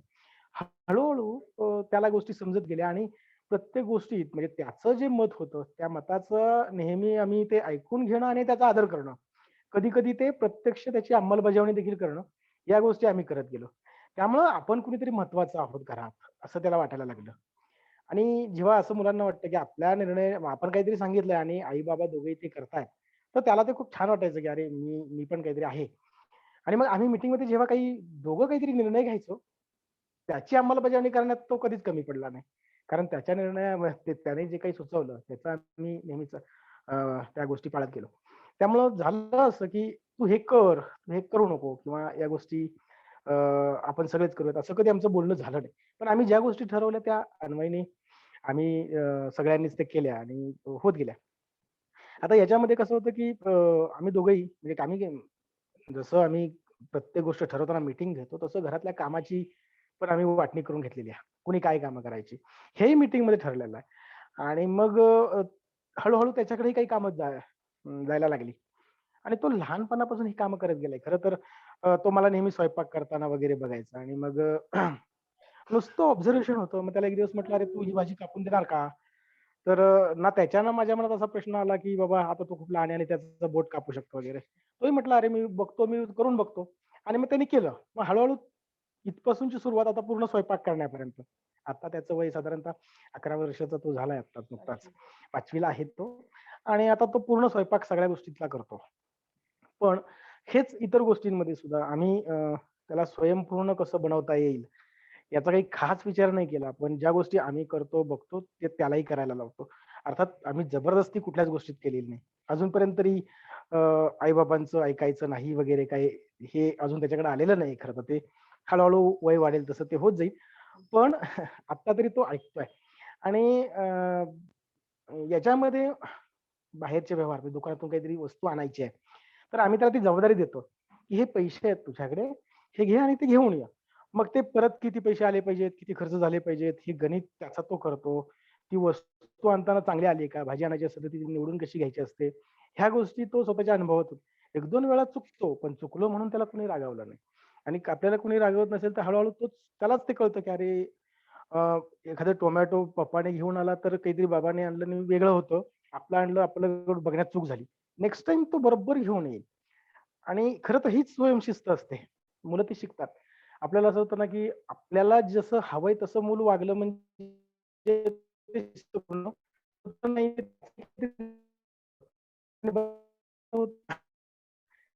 आम्ही जे त्याला आणि याचं म्हणणं असतं, की तुम्ही ह्या गोष्टी नाही करायला पाहिजे. आणि माझ्या मताचा खरं एकमेकांची स्पेस ही गोष्ट आमच्या घरात पहिल्यापासून होते. त्यामुळं मग आम्ही त्याच्या बेडरूममध्ये जाताना सुद्धा त्याला विचारून जातो, की आम्ही येऊ का रे? त्यामुळे तोही आमच्या बेडरूममध्ये येताना विचारत असतो, की "मी येऊ का? मी हे करू का?" त्यामुळं अ, याच्यानंतर खरं तर आम्ही ना काही टाईम शेड्यूल फॉलो करत असतो. म्हणजे किती वाजता उठायला हवं, किती वाजता झोपायला हवं, अभ्यास कधी करायचा, खेळणं कधी करायचं. हे खरं तर त्याने जसं आम्ही आमच्या ऑफिस कामाचं, घरातल्या कामांचं, इतर गोष्टींचं टाईम ठरवून घेतलेलं असतं, तसं त्याने पण ठरवलंय. आणि त्याला आम्हाला ते सांगावं नाही लागलं, की तू इतक्या गोष्टीसाठी वेळ दे, इतक्या गोष्टीसाठी हे कर. तो करून देतो. आत्ता तरी तो करतोय. आता सध्या पॅन्डेमिक सिच्युएशनमध्ये त्याने बघितलं खूप सारं म्हणजे सगळ्याच मुलांच्यामध्ये खूप मानसिक अवस्था सगळ्यांचीच वाईट होती. सगळं शेड्यूल बिघडलं. तरीही त्याच्यामध्ये थोडीफार शिस्त ठेवण्याचा आम्ही प्रयत्न केला. आता शाळा सुरू होते, पुन्हा सगळं रुळावर येतंय, हळू-हळू तोही येईल. ह्या गोष्टी होतील. अ, पण मी म्हटलं तसं, की मी स्वतःच खूप बेशिस्त आहे आणि बेशिस्त अशा कारणाने, की आपल्याला इतरांना जसं वाटतं तसं आपण वागत नाही म्हणून तो बेशिस्त वाटतो. आणि खरं तर मला आणि अन्वयला दोघांनाही शिस्त विद्याच लावत असते. अ, तू बोलशील आता प्लीज. ओके. तर याच्यानंतर ओके. आम्ही 1-2 जे केले प्रयोग ते मी खरं तर सांगतो, की असं होतं ना, की अन्वयला आम्हाला असं वाटलं, की अन्वयने ना शाळेत बाहेर जाताना ट्रॅफिकचे नियम असतील, गोष्टी असतील त्या पाळायला हव्यात. एकदा आम्ही गाडीवर दोघं जात होतो. मी त्याला शाळेतच घेऊन चाललो होतो आणि सिग्नल बघितला नाही. मी थोडंसं निघून गेलो पुढे. मग त्याने सांगितलं, "अरे, सिग्नल लाल होता आणि तू तसाच आलायस पुढे." सिग्नल तोडला. तोडल्यावर करायचं काय? मग आम्ही समोर पोलीस होते. खरं तर त्यांचं लक्षण होतं. पण आम्ही गेलो, उभे राहिलो पोलिसांपाशी. त्यांना सांगितलं, की सिग्नल तोडलाय. आता काय करायचं? मग अन्वयने सांगितलं बाबांनी तोडला. मग आम्ही फाईन भरला. खरं तर स्वतःहून फाईन भरले आम्ही होतो, कारण तसं केलं नसतं तर मग सिग्नल तोडल्यावर काहीच होत नाही हा मेसेज त्याच्यापर्यंत गेला असता. सेम अशी गंमत उलटी पण झाली. आम्ही गाडीवरती हेल्मेट घातलेलं होतं आणि त्याला हेल्मेट घालायचंच नव्हतं. मुलांना असं कुठेतरी वाटतं ना, अरे विचित्र वाटतंय माझ्याकडे सगळे बघतायत वगैरे, आणि त्याच्यासाठी त्याचं हेल्मेट आहे. तर त्याने बघितलं नाही. मग आम्ही काय केलं, त्याची आई आणि तो जात असताना तिने मुद्दाम ट्रॅफिक पोलिसांपाशी गाडी घेतली आणि त्यांना सांगितलं बघा हा हेल्मेट घालत नाही. आणि त्यांनी त्यांना त्याचं महत्व सांगितलं आणि मग त्याला कळलं की अरे गाडीवर बसताना हे ट्रॅफिकचे नियम पाळायला पाहिजेत, नाहीतर मग आपल्यालाही पोलीस रागवतील आणि आई बाबा सुद्धा रागवतील. सो त्याही गोष्टी त्याने म्हणजे असंच उदाहरणांमधून आम्ही खरं तर ते करत गेलो. सांगावं लागलं नाही की तू हेल्मेट घाल, पण मग आम्ही सांगितलं की बघा हा हेल्मेट घालत नाही, तुम्ही सांगा याला काय नियम आहे आणि मग त्याचे दुष्परिणाम काय होतील वगैरे असं. तर त्या गोष्टी म्हणजे वेगळं असं काही करायची वेळ आली नाही. आता जसं जसं वय वाढत चाललंय ना, तसं तसं आर्ग्युमेंट करायची शक्यता जास्त होते. सध्या हल्ली आर्ग्युमेंट करत असतो, परंतु आर्ग्युमेंट करताना ती योग्य आहे की बरोबर आहे, म्हणजे योग्य आहे की अयोग्य आहे, हे मात्र तो अचूक ठरवतो. म्हणजे अयोग्य असेल तर त्याचा तो कॉन्फिडन्स लूज दिसतो. आम्ही त्याला सांगतो की अरे तू कॉन्फिडेंटली सांगू नाही शकत आहेस, मग कसं तू सांगतोस? आणि मग तोच मान्य करतो की नाही रे, मी आपसूक तुला तू ऐकतोयस का ते बघत होतो, माझं म्हणणं ऐकणार का वगैरे वगैरे असं होतं. सो विद्या, थँक्यू स्मिता. नमस्ते. मी विद्या अन्वयची आई. आता ओळख करून दिलीच बाबांनी. खरं आधीच्या वक्त्यांनी बरंच काही मांडलं, म्हणजे त्यात फक्त मी काही 2-3 गोष्टी छोट्याशा मांडते की ज्या मी केल्या खरं. एक म्हणजे मी की मुलाला वाढवताना एक नेहमी एक म्हणजे त्याला जाणीव दिली की तू खूप प्रेम आहे तुझ्यावर आमचं, आणि त्याच्या खूप साऱ्या बारीक गोष्टी त्याचं कौतुक पण करायचे. म्हणजे मी तर हे मी माझ्या वडिलांकडून शिकले. म्हणजे वडिलांनी कधी मला अभ्यासाला बस बस किंवा कधी रागवणं असं नाही केलं. ते उलट नेहमीच छोट्या गोष्टींचं कौतुक करायचे. अगदी त्यावेळी मला तोत्ताेचानची नंतर वाचली तेव्हा आठवण झाली की तोत्ताेचानमध्ये जे ते मुख्याध्यापक जसं त्या मुलीला तिला जसं हवं तसं करून द्यायचे आणि तिला न दुखावता त्या गोष्टी सांगायचे असं. तर मी तसंच म्हणजे काही गोष्टी करत राहिले खरं. तर ते जास्त चांगलं होत गेलं असं मला वाटतंय. आणि अजून एक दुसरं गोष्ट केलं की आपण खरं एकमेकांना सॉरी म्हणतो, म्हणजे ऑफिसमध्ये म्हणतो किंवा बाकी ठिकाणी म्हणतो. आपण मुलांना कधीच सॉरी म्हणत नाही. म्हणजे बऱ्याच वेळा मी माझ्याकडून काही चुकलं घरामध्ये किंवा कधी आवाज चढला किंवा काय चढला, तर मी नंतर थोड्या वेळाने अन्वयला सॉरी म्हणते आणि सांगते की हे माझं चुकलं, मी ऑफिसमधून आले होते किंवा ट्रॅफिक मधून आले होते किंवा काय झालं होतं. तर त्याला ते कळतं की आई ठीक आहे आता चिडली असते, पण ती सगळ्या वेळी सॉरी म्हणते. म्हणजे ती कुठेतरी त्याला ती जाणीव पण होते की बाबा हे असं होतं. ते पण आहे. आणि आता जे अपयश आपण कधी काय म्हणताय, ते आता थोडं टीनेजर वयामध्ये तो चाललाय. तर थोडं ते होतंय की न ऐकणं आणि हे करत. जसं हिने सांगितलं, फायद्यांनी सांगितलं, की आता त्याच्यावर आम्हाला पण खरं काम करायला पाहिजे किंवा काही गोष्टी करायला हवे. तर हे आम्ही करू त्यामध्ये. पण ह्या 2-3 गोष्टी आम्ही खरं केल्या की त्याला सांगण्याआधी म्हणजे कुठल्याही त्याला सांगायचं स्वतः कृती आणल्या खरं. हे एक महत्वाचं केलं. बाकी फार काय नाही केलं खरं. या 2-3 गोष्टीच केल्या मी. चालेल, थँक्यू. थँक्यू किरण आणि विद्या. तुमचे पण अनुभव आम्हाला खरंच शिकण्यासारखे आहेत आणि तुमच्याशी सविस्तर गप्पा मारायला पण आम्हाला नक्कीच आवडणार आहे.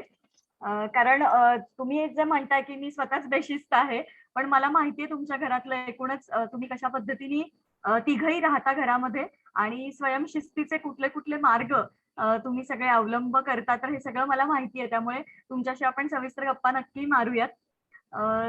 थँक्यू तुम्ही इथे आल्याबद्दल आणि अनुभव शेअर केल्याबद्दल. आता आपल्यासोबत हेमाताई आहेत आणि हेमाताई, तुम्हाला या एकूण सेशन विषयी किंवा शिस्तीविषयी तुमचे अनुभव किंवा तुमचे विचार जाणून घ्यायला खूप आवडेल.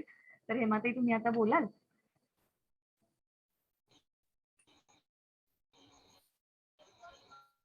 धन्यवाद स्मिता. सगळे ऐकून पहिला विचार मनात आला की अतिशय सुजाण पालक आहेत हे, म्हणजे सीमा जे म्हणत होती किंवा पहिली अश्विनी जे म्हणाली. तर इथे मला असं जाणवलं की आमच्या पिढीच्या बरेच तुम्ही पुढे गेलेला आहात चांगल्या दृष्टीने, आणि आई आणि वडील हे मिळून विचार करतात आणि मिळून मुलांना वाढवतात. तर आमच्या पिढीमध्ये ही गोष्ट वेगळी होती. म्हणजे आता मी शिक्षणात असल्यामुळे गोष्टी वेगळी, पण जेव्हा आम्ही पालकांच्या सभा वगैरे घ्यायचो तेव्हा पुरुष प्रधान संस्कृती अशी प्रकर्षाने जाणवायची. तर तो बदल मला एक तर खूप आवडला. आणि विधायक शिस्तीची जी काय तत्व आम्ही पुस्तकात लिहिली आहेत किंवा सांगत असतो, ती पण मला सगळ्यांमध्ये सापडली, की सहृदयता आणि ठामपणा या दोन्हीतला सुवर्ण मध्य सतत साधून तुम्ही मुलांना वाढवता आहे आणि खूप डोळसपणे वाढवताय, याचा मला खूप आनंद झाला. आणि अश्विनी बरोबर मला नंतर स्वतंत्रपणे बोलायला आवडेल. तिची लाईफस्टाईल आणि हे निर्णय कसे घेतले खूप विशेष वाटलं मला त्याच्याबद्दल. तर मी सगळ्यांना आपल्याकडे आता 15-20 मिनिटं आहेत, तर 1-2 टिप्स द्याव्या असं मला वाटलं.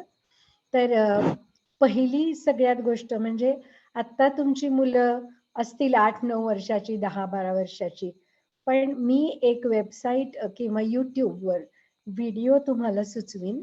डॉक्टर डॅनियल सीगल असं त्यांचं नाव आहे आणि गेली कित्येक वर्ष ते टीनेज ब्रेनवर रिसर्च करता आहेत आणि त्यांची फाइंडिंग्स अतिशय सुंदर आहेत आणि आपल्या मुलांना वाढवताना त्याचा उत्कृष्ट उपयोग करून घेता येणार आहे.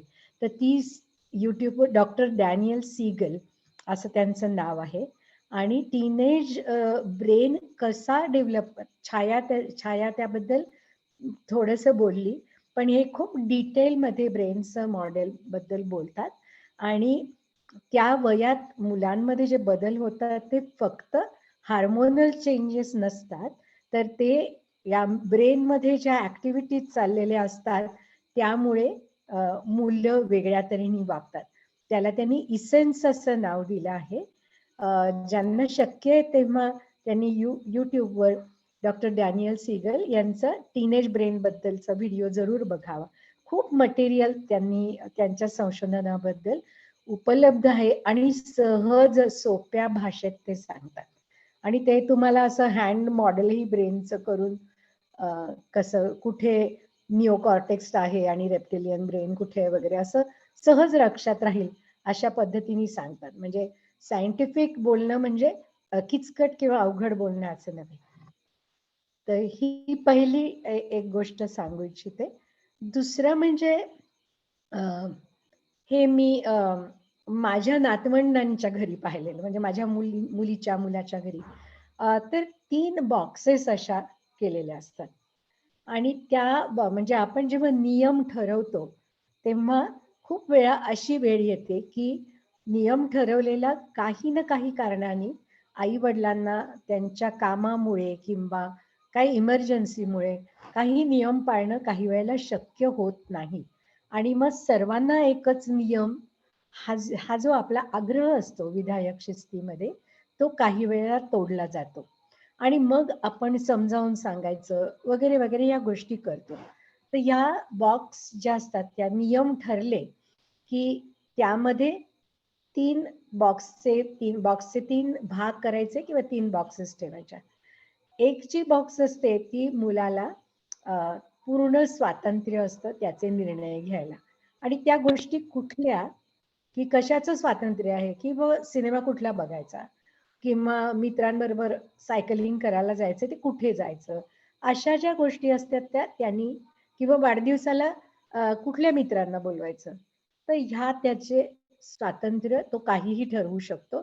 आणि ते आई वडिलांना सोयीचं असेल तर त्यांचा त्याला पूर्ण पाठिंबा असतो आणि ते दरवेळेला त्याला आई वडिलांची परवानगी त्यासाठी काढायला लागत नाही.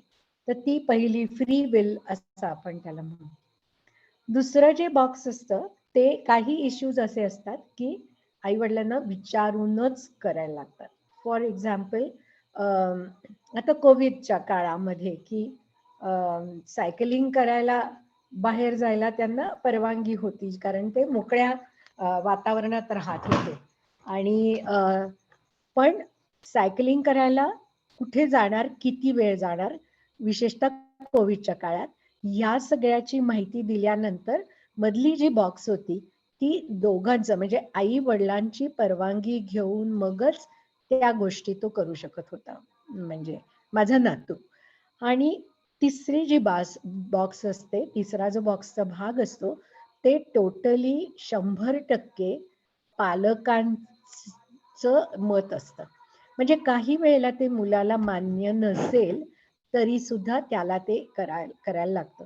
आणि या सगळ्या गोष्टींची सगळं कुटुंब मिळून लिस्ट करतं की आई वडिलांच्या पूर्ण कंट्रोल मधल्या गोष्टी कुठल्या, आई वडील आणि मूल यांच्या कंट्रोल मधल्या गोष्टी कुठल्या, आणि पूर्ण मुलाची फ्री विल तो कुठे वापरू शकतो. आणि ही यादी सगळ्यांनी मिळून तयार करून त्या यादी त्या बॉक्सेस मध्ये टाकली जाते आणि त्याप्रमाणे वागलं जातं. आणि वागलं नाही तर तत्काळ एक मीटिंग घेऊन की तो नियम का नाही पाळला गेला, आणि पाळला गेला नसेल तर त्याचे कॉन्सिक्वेन्सेस काय. मगाशी आपण स्मिता छान म्हणाली की आपण शिक्षा देत नाही तर उपाय करतो. तर मी त्याला थोडं वेगळं नाव असं दिलं की आपल्या वागण्याचा परिणाम. म्हणजे नेहमी आपल्या समोर दोन मार्ग असतात. एक मार्ग असतो तो हिताचा असतो आणि दुसरा अनेकदा अहिताचाही असू शकतो. तर या दोन पैकी मी कुठला निवडणार, तर जो निवडेन त्याप्रमाणे त्याचा परिणाम होईल. जसं मी पावसात गेले आणि पावसात उभी राहिले तर मी भिजणार, हा नैसर्गिक परिणाम झाला. तसा हा आपल्या वागण्याचे पण परिणाम असतात, हे मुलांना कळायला पाहिजे. त्यामुळे मग हे झालं नाही तर त्याचा परिणाम काय, कॉन्सिक्वेन्सेस काय, हे तुझं तू ठरव असं. आणि ते कॉन्सिक्वेन्सेस तो स्वतः ठरवायचा की 8 दिवस मी सायकलिंगला जाणार नाही किंवा 8 दिवस मी स्विमिंगला जाणार नाही, स्विमिंग अतिशय आवडतं. तर हे त्याचं त्यांनी ठरवायचं, त्याचं त्यांनी पाळलं असं आईवडिलांना येऊन सांगायचं. तर ही एक दुसरी टिप तुम्हाला द्यायला मला आवडेल. माझ्या असं नेहमी लक्षात येतं की शाळेची मुख्याध्यापिका म्हणून जेव्हा अनेक गोष्टी आम्ही करायचो तेव्हा सगळे नियम शिक्षकांनाही लागू असायचे.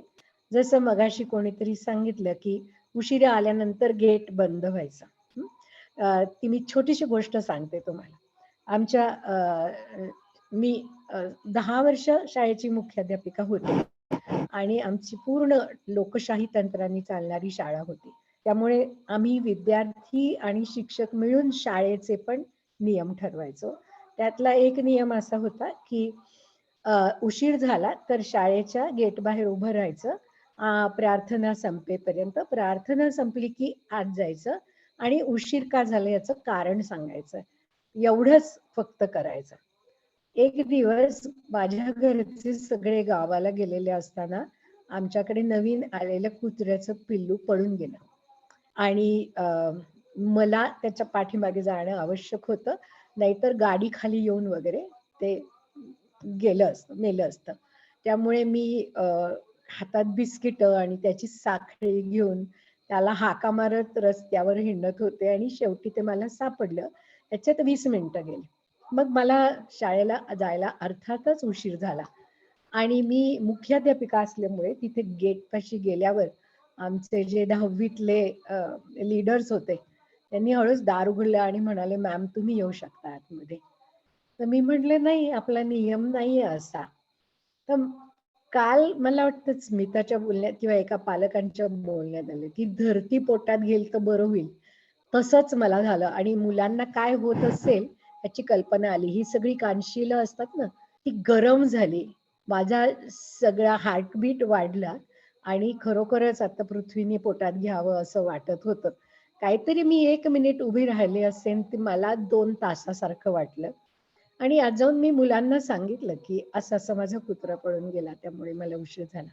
पण माझ्यामध्ये जो बदल झाला तो अत्यंत महत्वाचा होता की आपण आपला सगळा भूमिका, पोझिशन, शाळेची प्रमुख हे सगळं बाजूला ठेवून नियम पाळणं आणि त्याचा माझ्यावर जो खूप पॉझिटिव्ह परिणाम झाला त्याच्याही पेक्षा 100 पटींनी जास्ती विद्यार्थ्यांवर झाला. तर आपण जे बोलतो ते आपल्या वागण्यामध्ये दिसणं हे खूप महत्वाचं असतं, पालक म्हणून, शिक्षक म्हणून आणि माणूस म्हणून सुद्धा, असं मला वाटतं. तिसरी एक शेवटची हे टिप म्हणजे ऍक्ट हा शब्द लक्षात ठेवा. ऍक्ट म्हणजे काल स्मिता म्हणाली होती की तुम्ही मुलाला काही म्हणू नका, त्याच्या वागण्याबद्दल बोला.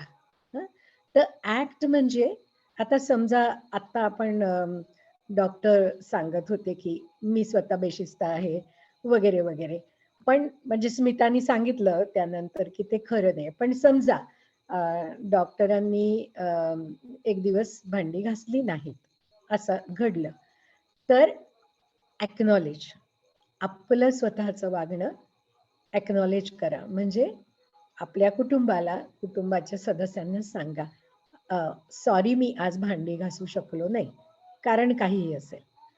तसं मुलांनी समजा आज बाबांनी भांडी घासली नाहीये तर मी घासून टाकतो असं म्हणून समजा घासली, तर तेही ॲक्नॉलेज करा की आज तुझी भांडी धुवायची पाळी नसताना सुद्धा तू भांडी घासून टाकलीस, हे खूप विशेष केलंस. हे ॲक्नॉलेजमेंट ऑफ हिज बिहेवियर, त्याच्या वर्तणुकीबद्दल त्याला की हो मी त्याची नोंद घेतलीये. फार मोठी शाबासकी देणं किंवा डोक्यावर घेऊन कौतुक करणं असं गरजेचं नाहीये, पण हे नक्की की हो हे तुझं वागणं आम्हाला खूप आवडलंय आणि याची आम्ही नोंद घेतली. ॲक्नॉलेज नंतर जो भाग येतो तो सी, ऍक्ट मधला सी म्हणजे कम्युनिकेट. म्हणजे आता मी जसं सांगितलं की हे ॲक्नॉलेजमेंट मनातल्या मनात, म्हणजे आम्ही लहानाचे मोठे होत असताना अशी पद्धत होती की मुलांचं उगीच कौतुक केलं तर डोक्यावर बसतील म्हणून. तर तसं न करता त्या वागणं बरोबर आहे हे कम्युनिकेट करायला पाहिजे की स्वच्छ घातलीस आणि तुझी पाळी नसताना तू घासलीस भांडी, हे आम्हाला खूप आवडलं आहे, हे कम्युनिकेट करायला पाहिजे. आणि मग सहज बोलता बोलता ह्या गोष्टी सहज करायच्या, त्यासाठी आपल्याला काही मोठा समारंभ करायला नको, जाता येतात. आणि मग टी स्टँड्स फॉर टार्गेट, आणि मग त्याला काहीतरी पुढचं चॅलेंज किंवा टार्गेट द्यायचं की मग आणखीन काय करायला आवडेल तुला. तर हे जे कम्युनिकेशन आहे ऍक्ट, आणि ह्या ज्या बॉक्सेस आहेत अर्थात यातल्या सगळ्या गोष्टी पुन्हा पुन्हा पुन्हा पुन्हा पुन्हा पुन्हा बदलाव्या लागतात आणि करत राहायला लागतात. कारण थोड्याच दिवसांनी ती मुलंच आहेत, त्यांना कंटाळा येऊ शकतो एखाद्या पद्धतीचा, किती आपण बदलून काहीतरी नवीन क्लुप्ती काढायला पाहिजे.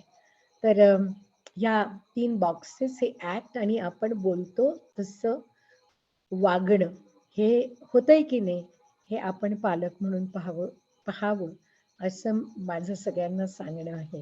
आणि स्मिता आजही मला बडबड करायला दिलीस चक्क. थँक्यू. शिस्तीवरचं तुमचं काम आहे, एकूणच तुमचं मुलांमधलं काम माहिती आहे आणि शिस्त या विषयाचा तर खूप सखोल अभ्यास तुमचा आहे. त्यामुळे खरं तर कालच मला तुम्हाला बोलावं तुम्ही अशी इच्छा होती, पण काल वेळेच्या मर्यादेमुळे नाही जमलं. पण थँक्यू हेमाताई, तुमच्या टिप्स आम्हाला खरंच, बॉक्सची कल्पना तर खूपच आवडली, तर ते नक्कीच उपयोगी पडेल. आपण बोलणारच आहोत आणखी, पण मी एकदा सांगून ठेवते की उद्या हेमाताई सेशन घेणार आहेत. मुलांना वाढवताना आपला पालक म्हणून पेशन्स कसा वाढवायचा, हा सगळ्या रोजचा म्हणजे पेशन्स वाढवणं हे आपल्याला रोजच करावं लागतं. त्यामुळे आत्ताच्या तुम्हाला लक्षात आलं असेल की हेमाताईंचं उद्याचं सेशन ऐकणं पण आपल्याला तितकंच खूप महत्वाचं आहे. त्यामुळे उद्या हेमाताईंना आपण भेटणार आहोत. त्याआधी आणखी एक सूचना सांगते की आपण गप्पा मारूच, आणखीन कुणाला काही शेअरिंग करायचं असेल, प्रश्नोत्तर असतील तर आपण थोडा वेळ ती घेऊयात. कुणाला जर व्हॉट्सअपचे ग्रुप जॉईन करायचे असतील आपले, तर वेगवेगळ्या वयोगटांचे वेगवेगळे ग्रुप आहेत. तर माझा नंबर मी इथे चॅटबॉक्स मध्ये पण देते आणि सांगते पण, 9011090755. तर इथे तुम्ही संपर्क करून मला हाय करू शकता आणि मग मी तुम्हाला ती लिंक देईल व्हॉट्सअपच्या ग्रुपची, आणि मग तिथे तुम्ही मला सांगा, मी तुम्हाला ग्रुप मध्ये ऍड करेल. तर उद्या सगळे नक्की सेशनला या 7 वाजता आपण पेशन्स या विषयावर हेमाताईंना ऐकणार आहोत. थँक्यू हेमाताई. उद्या आपण नक्की भेटणार आहोत. तन्वी आपल्या सोबत आहे. तन्वी ही आपली कोर टीम मेंबर आहे आणि अत्यंत वयस्कर अशी आपली कोर टीम मेंबर आहे. तर तुम्ही तिला बघा आणि ती आता काही अनुभव शेअर करणार आहे. तर तन्वी तू बोल. येस मला एकदम असं कसं तरी झालं. अच्छा, ऍज यू सेड मी सगळ्यात वयस्कर असल्यामुळे आणि मी ज्यावेळेला मी फॅशन डिझायनर आहे आणि फॅशन शिक्षिका आहे. तर मी ज्यावेळेला पहिल्यांदा वर्गामध्ये क्लास घ्यायला उभी राहिले त्यावेळेला मी 18 वर्षांची होते आणि पूर्ण क्लासमध्ये शक्यतो फॅशन हा 12वी नंतर ग्रॅज्युएशन नंतर करायचा भाग असल्यामुळे स्वाभाविक मुली ज्या होत्या मुली त्या शक्यतो वयानं जास्त होत्या आणि तिथून पासून मलाही हा प्रश्न पडायला लागला आणि बाकीच्यांनाही प्रश्न पडायचा की ही एवढी लहान मुलगी कसं हँडल करणार. आणि खरंच ती सिच्युएशन मला जाणवायला पण लागली की हे अशा प्रकारे होतं बाबा. तर मी त्या कदाचित प्रत्येकाचा अनुभव याचा वेगळा असू शकतो पण मला असं वाटतं की ज्या वेळेला टीनेजर्सच्या बद्दल ना खूप वेळेला आपण असं करतो की आपण फ्रेंड व्हायचं बघतो. इव्हन असं म्हणलं पण जातं की एकदा मूल वयात आलं की आपण मित्र म्हणून हे व्हावं.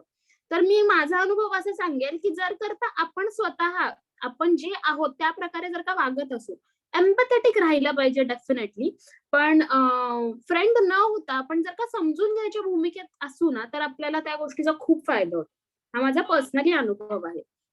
त्याच्यानंतर बी फर्म हे पण काल स्मिताताईंनी पण ह्याच्या दरम्यान सांगितलं आपल्या सेशनच्या दरम्यान की मुलांच्या बाबतीत पण हे खूप बघितलं ज्याला खूप अभ्यास दिलेला असतो ना त्याला त्यांचा असा प्रश्न असतो म्हणजे ते त्यांचा थोडा कंटाळा असतो थोडं काहीतरी त्याची कारणं असतात.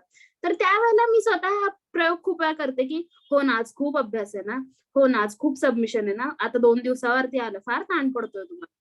पण त्यावेळेला आपण हेही करणं गरजेचं असतं की सबमिशन आहे ताण पडणार आहे पण तरी पण आपल्याला ते करावं लागणार आहे. सो बी एम्पॅथेटिक आणि बी फर्म ह्या दोन्ही गोष्टी पण फॉलो करणं खूप गरजेचं आहे टीनेजर्सच्या बाबतीमध्ये.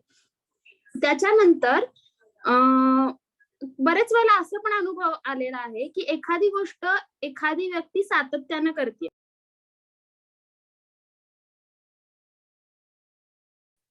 तन्वी तू म्यूट झालीस. हॅलो येतंय ऐकायला? हो हो.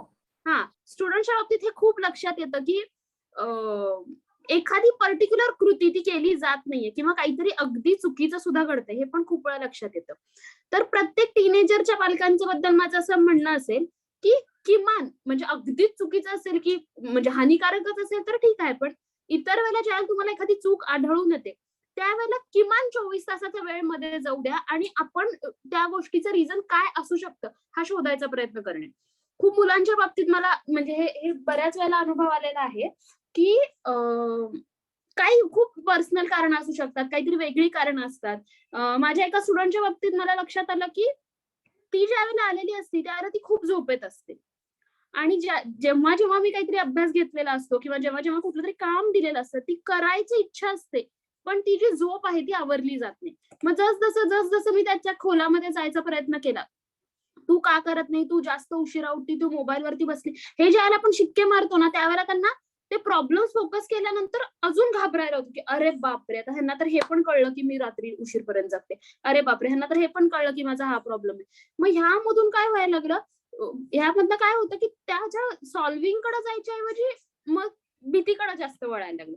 मग त्यापेक्षा ज्या वेळेला हळूहळू समजायला लागले की हे कदाचित प्रॉब्लेम्स आहेत ते कदाचित प्रॉब्लेम्स आहेत त्यानंतर ज्या वेळेला मी क्वेश्चन केलं की काय होतंय तुला नाही जमत आहे का, तुला असं काही त्रास होतो का, तुला काही उठा वाटत नाही का, काय प्रॉब्लेम आहे. मग ज्या वेळेला आपण त्या लागेचं कॉन्व्हर्सेशन करतो त्यावेळेला त्याच्यामधनं खूप सारे इनपुट्स असे मिळतात की ज्याच्यावरती खरं तर काम करणं गरजेचं आहे. आपण जे करायला सांगतोय ते खरं तर प्रॉब्लेमच नाहीये आणि ज्यावेळेला त्याच्यातलं थोडी मदत त्या ठिकाणी केलेली असते जो ऍक्च्युअल प्रॉब्लेम आहे तिथे थोडी मदत ज्यावेळेला केली जाते मुलांना. फॉर एक्झाम्पल आत्ताच्या घडीला तर ह्याच्यावरती इंस्टाग्राम फेसबुकवरती पण मीम्स येतात की जगात काहीही झालं तर ते आपल्या मोबाईलमुळे होतं किंवा आपण उशिरा उठल्यामुळे होतं. तर मोबाईल किंवा उशिरा उठणं या गोष्टीला सुद्धा आपण जर का एम्पॅथेटिकली बघितलं की बाबा लवकर न झोप यायची काय कारण आहेत, उशिरा उठण्याची काय कारण आहेत, मग त्यामागे काय काय बाबा एखादी गोष्टीचं ऍडिक्शन असेल की हा हे बघावंसच वाटतंय, मग त्यासाठी आम्ही पर्याय म्हणजे मी स्वतः पण हा पर्याय काढला आणि आम्ही स्टुडंट्सला पण करायला लावतो की एक काम करा, तुम्ही बेडरूम मध्येच लवकर जावा. बाबा तुम्हाला तास दीड तास बघायचा मोबाईल ठीक आहे, पण ऍटलीस्ट ते बघून तुम्ही परत वेळेवर झोपी जाल आणि परत सकाळी लवकर उठा. आणि स्वतःच्या बाबतीत पण आम्ही हेच म्हणजे प्रत्येकाच्याच बाबतीत हे फॉलो करतो. तर ह्या गोष्टींच्या बाबतीत आपण जेवढं एम्पॅथेटिक राहू तर त्यामधनं आपल्याला सोल्युशन्स खूप चांगल्या प्रकारे मिळू शकतात. त्याच्यानंतर मला असं वाटतं की ह्या वयातल्या मुलांना ना जरी आपल्याला माहित असेल की आता आपल्याला 12 वाजता निघायला लागणार आहे, 12:30 वाजता आपल्याला पोहोचायचं, तर अशा वेळेला प्रश्न विचारता आपण 12:30 वाजता आपल्याला पोहोचायचं हे सांगण्यापेक्षा आपण जर का फक्त डेस्टिनेशन सांगितलं की 12:30 वाजता आपल्याला पोहोचायचं, मग आपण काय करू शकतो? कदाचित खूप वेळेला असं इतके छान छान सोल्युशन्स मुलांकडनं येतात की एक काम करूयात, आपण अर्ध्या डिस्टन्सवर जाऊयात, मग तिथे टाइमपास करूयात. म्हणजे एक मी छोटं उदाहरण सांगितलं. तर मुलांच्या बाबतीत ना ते ह्या पण वयाचे नसतात की त्यांना सगळ्याच गोष्टी कळेल आणि ह्या पण वयाचे नसतात आणि म्हणजे त्यांना असंही वाटत असतं की मग मला समजत नाही का. मग त्यावेळेला ज्यावेळेला आपण त्यांच्याकडनं ते प्रश्न त्यांच्याकडनं ते उत्तर घ्यायचा प्रयत्न करतो, त्यावेळेला ते त्या गोष्टीची जबाबदारी घेतात की मला 12:30 वाजता पोहोचायचंय ना, मग मी बघून घेईन की मी काय करायचंय. मग त्याच्यामध्ये ते कधी कधी चुकतात पण मग त्यावेळेला थोडी हेल्प करायला लागते, थोडंसं हा बाबा ठीक आहे पुढच्या वेळेला जमेल. अशा प्रकारे जर का आपण त्यांना डेस्टिनेशन पर्यंत पोहोचायला मदत करू शकत असू तर ते खूप जास्त फायद्याचं असू शकतं.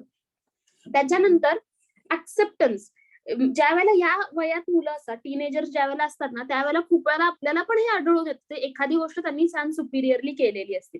कधी कधी आपल्यालाच अपेक्षा नसतात की कदाचित ते व्यक्ती ते करू शकते आणि अपेक्षा नसते आणि ते करून दाखवते. तर ह्या वेळेला आपण पण ऍक्सेप्ट करायला पाहिजे की हा बाबा हे खूप सुंदर केलं असतो, मला वाटलं नव्हतं तू पोहोचशील पण बरोबर वेळेत पोहोचली. तर ह्या गोष्टींचा ऍक्सेप्टन्स की बाबा पालक किंवा शिक्षक अशा प्रकारे मोठे होतात त्यावेळेला त्यांच्यामधले जे बदल आहेत या गोष्टीचा आपण पण ऍक्सेप्टन्स केला पाहिजे. मग त्यामध्ये ऍट द सेम टाइम तुम्ही त्यांचं अप्रिसिएशन पण केलं पाहिजे. प्राऊड ऑफ यू, खूपच छान, म्हणजे आज जे केलेलं ना खूप छान झालं होतं. तर अशा प्रकारे पण आपण जेवढं त्यांना अप्रिसिएशन भरपूर देऊ तर तेवढं त्यांना समजून घेणं जास्त सोपं जातं. थँक्यू. थँक्यू तन्वी, खूप छान सांगितलंस तू.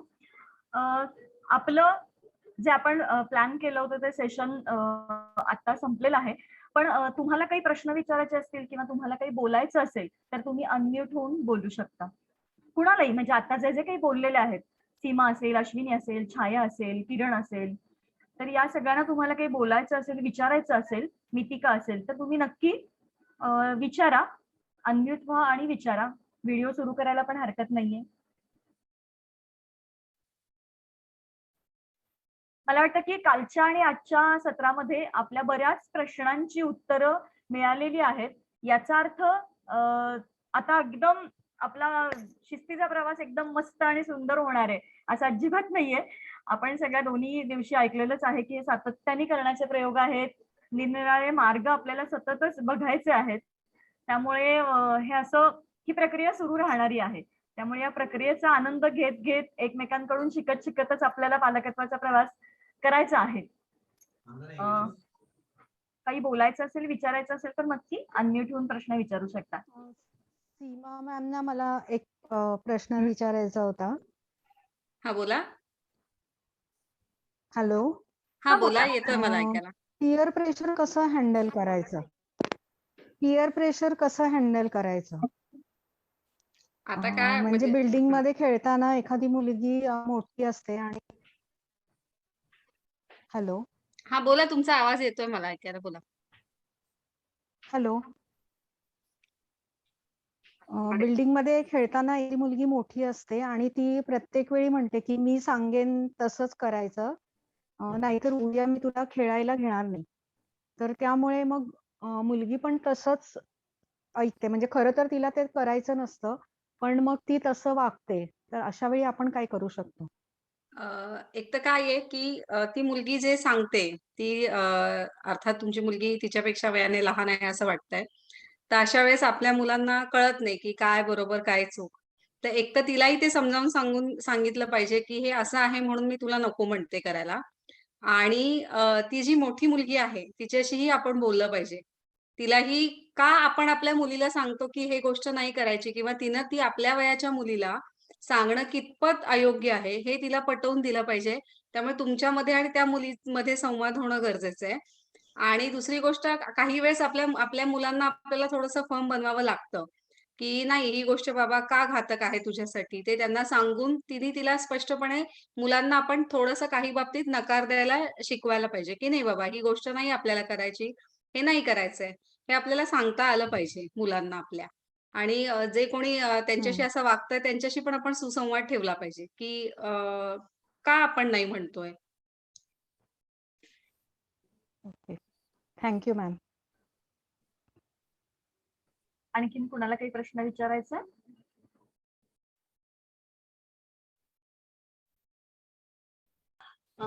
मला ना प्रश्न नाही पण एक शेअरिंग करायची चालेल का? हो अगदी. ऍक्च्युली माझा मुलगा ना जिथे जातो म्हणजे त्याला लवकर फ्रेंड्स बनतात. तर इमोशनल डेव्हलपमेंटवर मला हे असं वाटलं की त्याचं इनोसन्स एवढं छान प्रकारे डेव्हलप झालेलं आहे की एकदा काय झालं, तो खेळत होता त्याच्यासोबत, तर त्याची ना पॅन्ट फाटलेली होती नको त्या जागे, आणि माझी आई बाहेर होती माझ्या मुलासोबत. तर सहज बोलता बोलता त्यांनी ते पाहिलं. नॉर्मली यूज केलेले कपडे वगैरे तर देतोच, पण त्यांनी मग ते पाहिलं सगळं आणि मग त्यांनी डिसिजन घेतलं की आपण त्यांना ना नवीन ड्रेस देऊ. आणि जेव्हा डोनेट करतो कपडे वगैरे त्यावेळेस त्यांनी हे पण म्हणला की आपण दरवेळेस जुनेच कपडे का देतो, नवीन का नाही देऊ शकत, नवीन देऊ. आणि मग या बर्थडेच्या वेळेस त्याचं स्वतःचा डिसिजन होतं, कारण बर्थडेच्या वेळेस तो तिथेच होता माझ्या भावाच्या घरी. तर बर्थडे सेलिब्रेशनला काही मुलं वगैरे फ्रेंड्स नाही, तर मग ह्या वेळेस काय करायचं, तर म्हणे मी या अमाऊंटला म्हणजे त्याला मी माझ्यासोबत त्यालाही टॉय आणतो. आणि त्याच्यानंतर त्याला असं झालं की आपण त्याला नवीन ड्रेस घेणार होतो ना, तर आपण त्याला नवीन ड्रेस देऊ. तर अशा प्रकारे त्याचा बर्थडे म्हणजे अशा प्रकारे त्याचं इमोशन खूप छान प्रकारे डेव्हलप आहे. आणि मग तो भाव मला खूप छान वाटतो त्याचा, की इनोसन्स खूप सुंदर प्रकारे डेव्हलप आहे त्याचा. थँक्यू. खूप छान शेअरिंग अश्विनी. मला वाटलं 8:30 वाजून गेलेले आहेत, तर आपण आता थांबूयात का? मी तन्वीला समारोप करण्याची विनंती करते. खरं तर आज अचानकच हे अशा प्रकारचा बदल घडला, पण तरी पण एवढं असताना सुद्धा साधारणपणे जवळजवळ सगळे काल जेवढा काउंट होता तेवढा जवळजवळ काउंट पूर्ण आज आहे. आणि ह्या सेशनला अशा ह्याच्यामध्ये सुद्धा लोकांनी एवढा छान प्रतिसाद दिला. मी सगळ्यात आधी लोकांचा आभार मानते. त्यानंतर प्रत्येकानं ज्या व्यक्तीनं येऊन इथे आपले अनुभव सांगितले. खूप वेळेला असं होतं ना की असतं मनात पण बोलायचं किंवा बोलूयात का नाही, किंवा खूप वेळा असं होतं की सगळेच अवेअर आहेत, माझा अनुभव कसा वाटेल, हे पण अशा पण गोष्टी वाटतात. तर प्रत्येकाने ज्या व्यक्तीने बोलले त्या सगळ्यांचं पण खूप आभार आणि अभिनंदन. प्लस आज आपल्याला हेमाताई पण, खरं तर त्यांचं सेशन उद्या आहे, पण तरी पण त्या आज आपल्याला साथ केली. Very very happy. आणि आम्ही खूप उत्सुक आहोत की उद्या आपण यामध्ये काय बोलणार आहोत, कारण आजच असं झालं की अजून ऐकायचं. त्यामुळे आम्ही खूप एक उत्साही आहोत उद्या तुमचं ऐकायसाठी. प्लस बाकी पूर्ण कोर टीमचं आज अगेन एक नव्हतं, त्यामुळे सगळ्यांनी ती सिच्युएशन निभावून नेली. I am very happy. Thank you सगळ्यांना, खूप खूप आभार. स्मिता ताई तू कंटिन्यू. ओके, उद्या आपण 7 वाजता याच लिंकवर भेटणार आहोत. प्लीज 7 वाजता नक्की जॉईन व्हा. आणि ज्यांना जमणार नाहीये, युट्यूबची लिंक पण आम्ही ग्रुपवर देतो आहोत, तर तिथेही तुम्हाला नंतर व्हिडिओ बघता येईल. आणि पुढच्याही महिन्यात आपली अशीच 3 विषयांवर कार्यशाळा असणार आहे, तर त्या कार्यशाळेची नोंदणी तुम्ही जरूर करा. वेळीच फॉर्म येईल तेव्हा त्याची नोंदणी करा. आपण आता थांबूयात. आणि सेशनचा फीडबॅक उद्या नक्की द्यायचा आहे सगळ्यांनी. 3ही दिवसांचे विषय तुम्हाला कसे वाटले, तुम्हाला काय उपयोग झाला, हे सगळं आमच्यापर्यंत नक्की पोहोचवा. आणि आणखीन कुणाला तुमच्या मित्रमैत्रिणींना सांगायचं असेल तर उद्या आहे, पुढच्या महिन्यात 3 दिवस आहेत. आणि माझा नंबर पुन्हा एकदा मी सांगते, 9011090755. मला जर सांगितलं तर मी व्हॉट्सअपच्या ग्रुपची वयोगटांची जी लिंक आहे ती मी देईन. तिथे नक्की जॉईन व्हा. तिथं पुढच्या आपल्या सगळ्या पालक अभ्यास मंडळाच्या कार्यक्रमांची माहिती मिळेल. उद्या आणखी एक छान अनाउन्समेंट आम्ही करणार आहोत, जी सुट्टीतली आहे आणि मार्च महिन्यापासून आपण एक नवीन ऍक्टिव्हिटी सुरू करतो आहोत. तर त्याची पण अनाउन्समेंट उद्या नक्की होणार आहे. त्यामुळे उद्या हेमाताईंचं ऐकण्यासाठी आणि नवीन अनाउन्समेंट ऐकण्यासाठी नक्की जॉईन व्हा. भेटू. शुभरात्री. शब्बा खैर. Good night.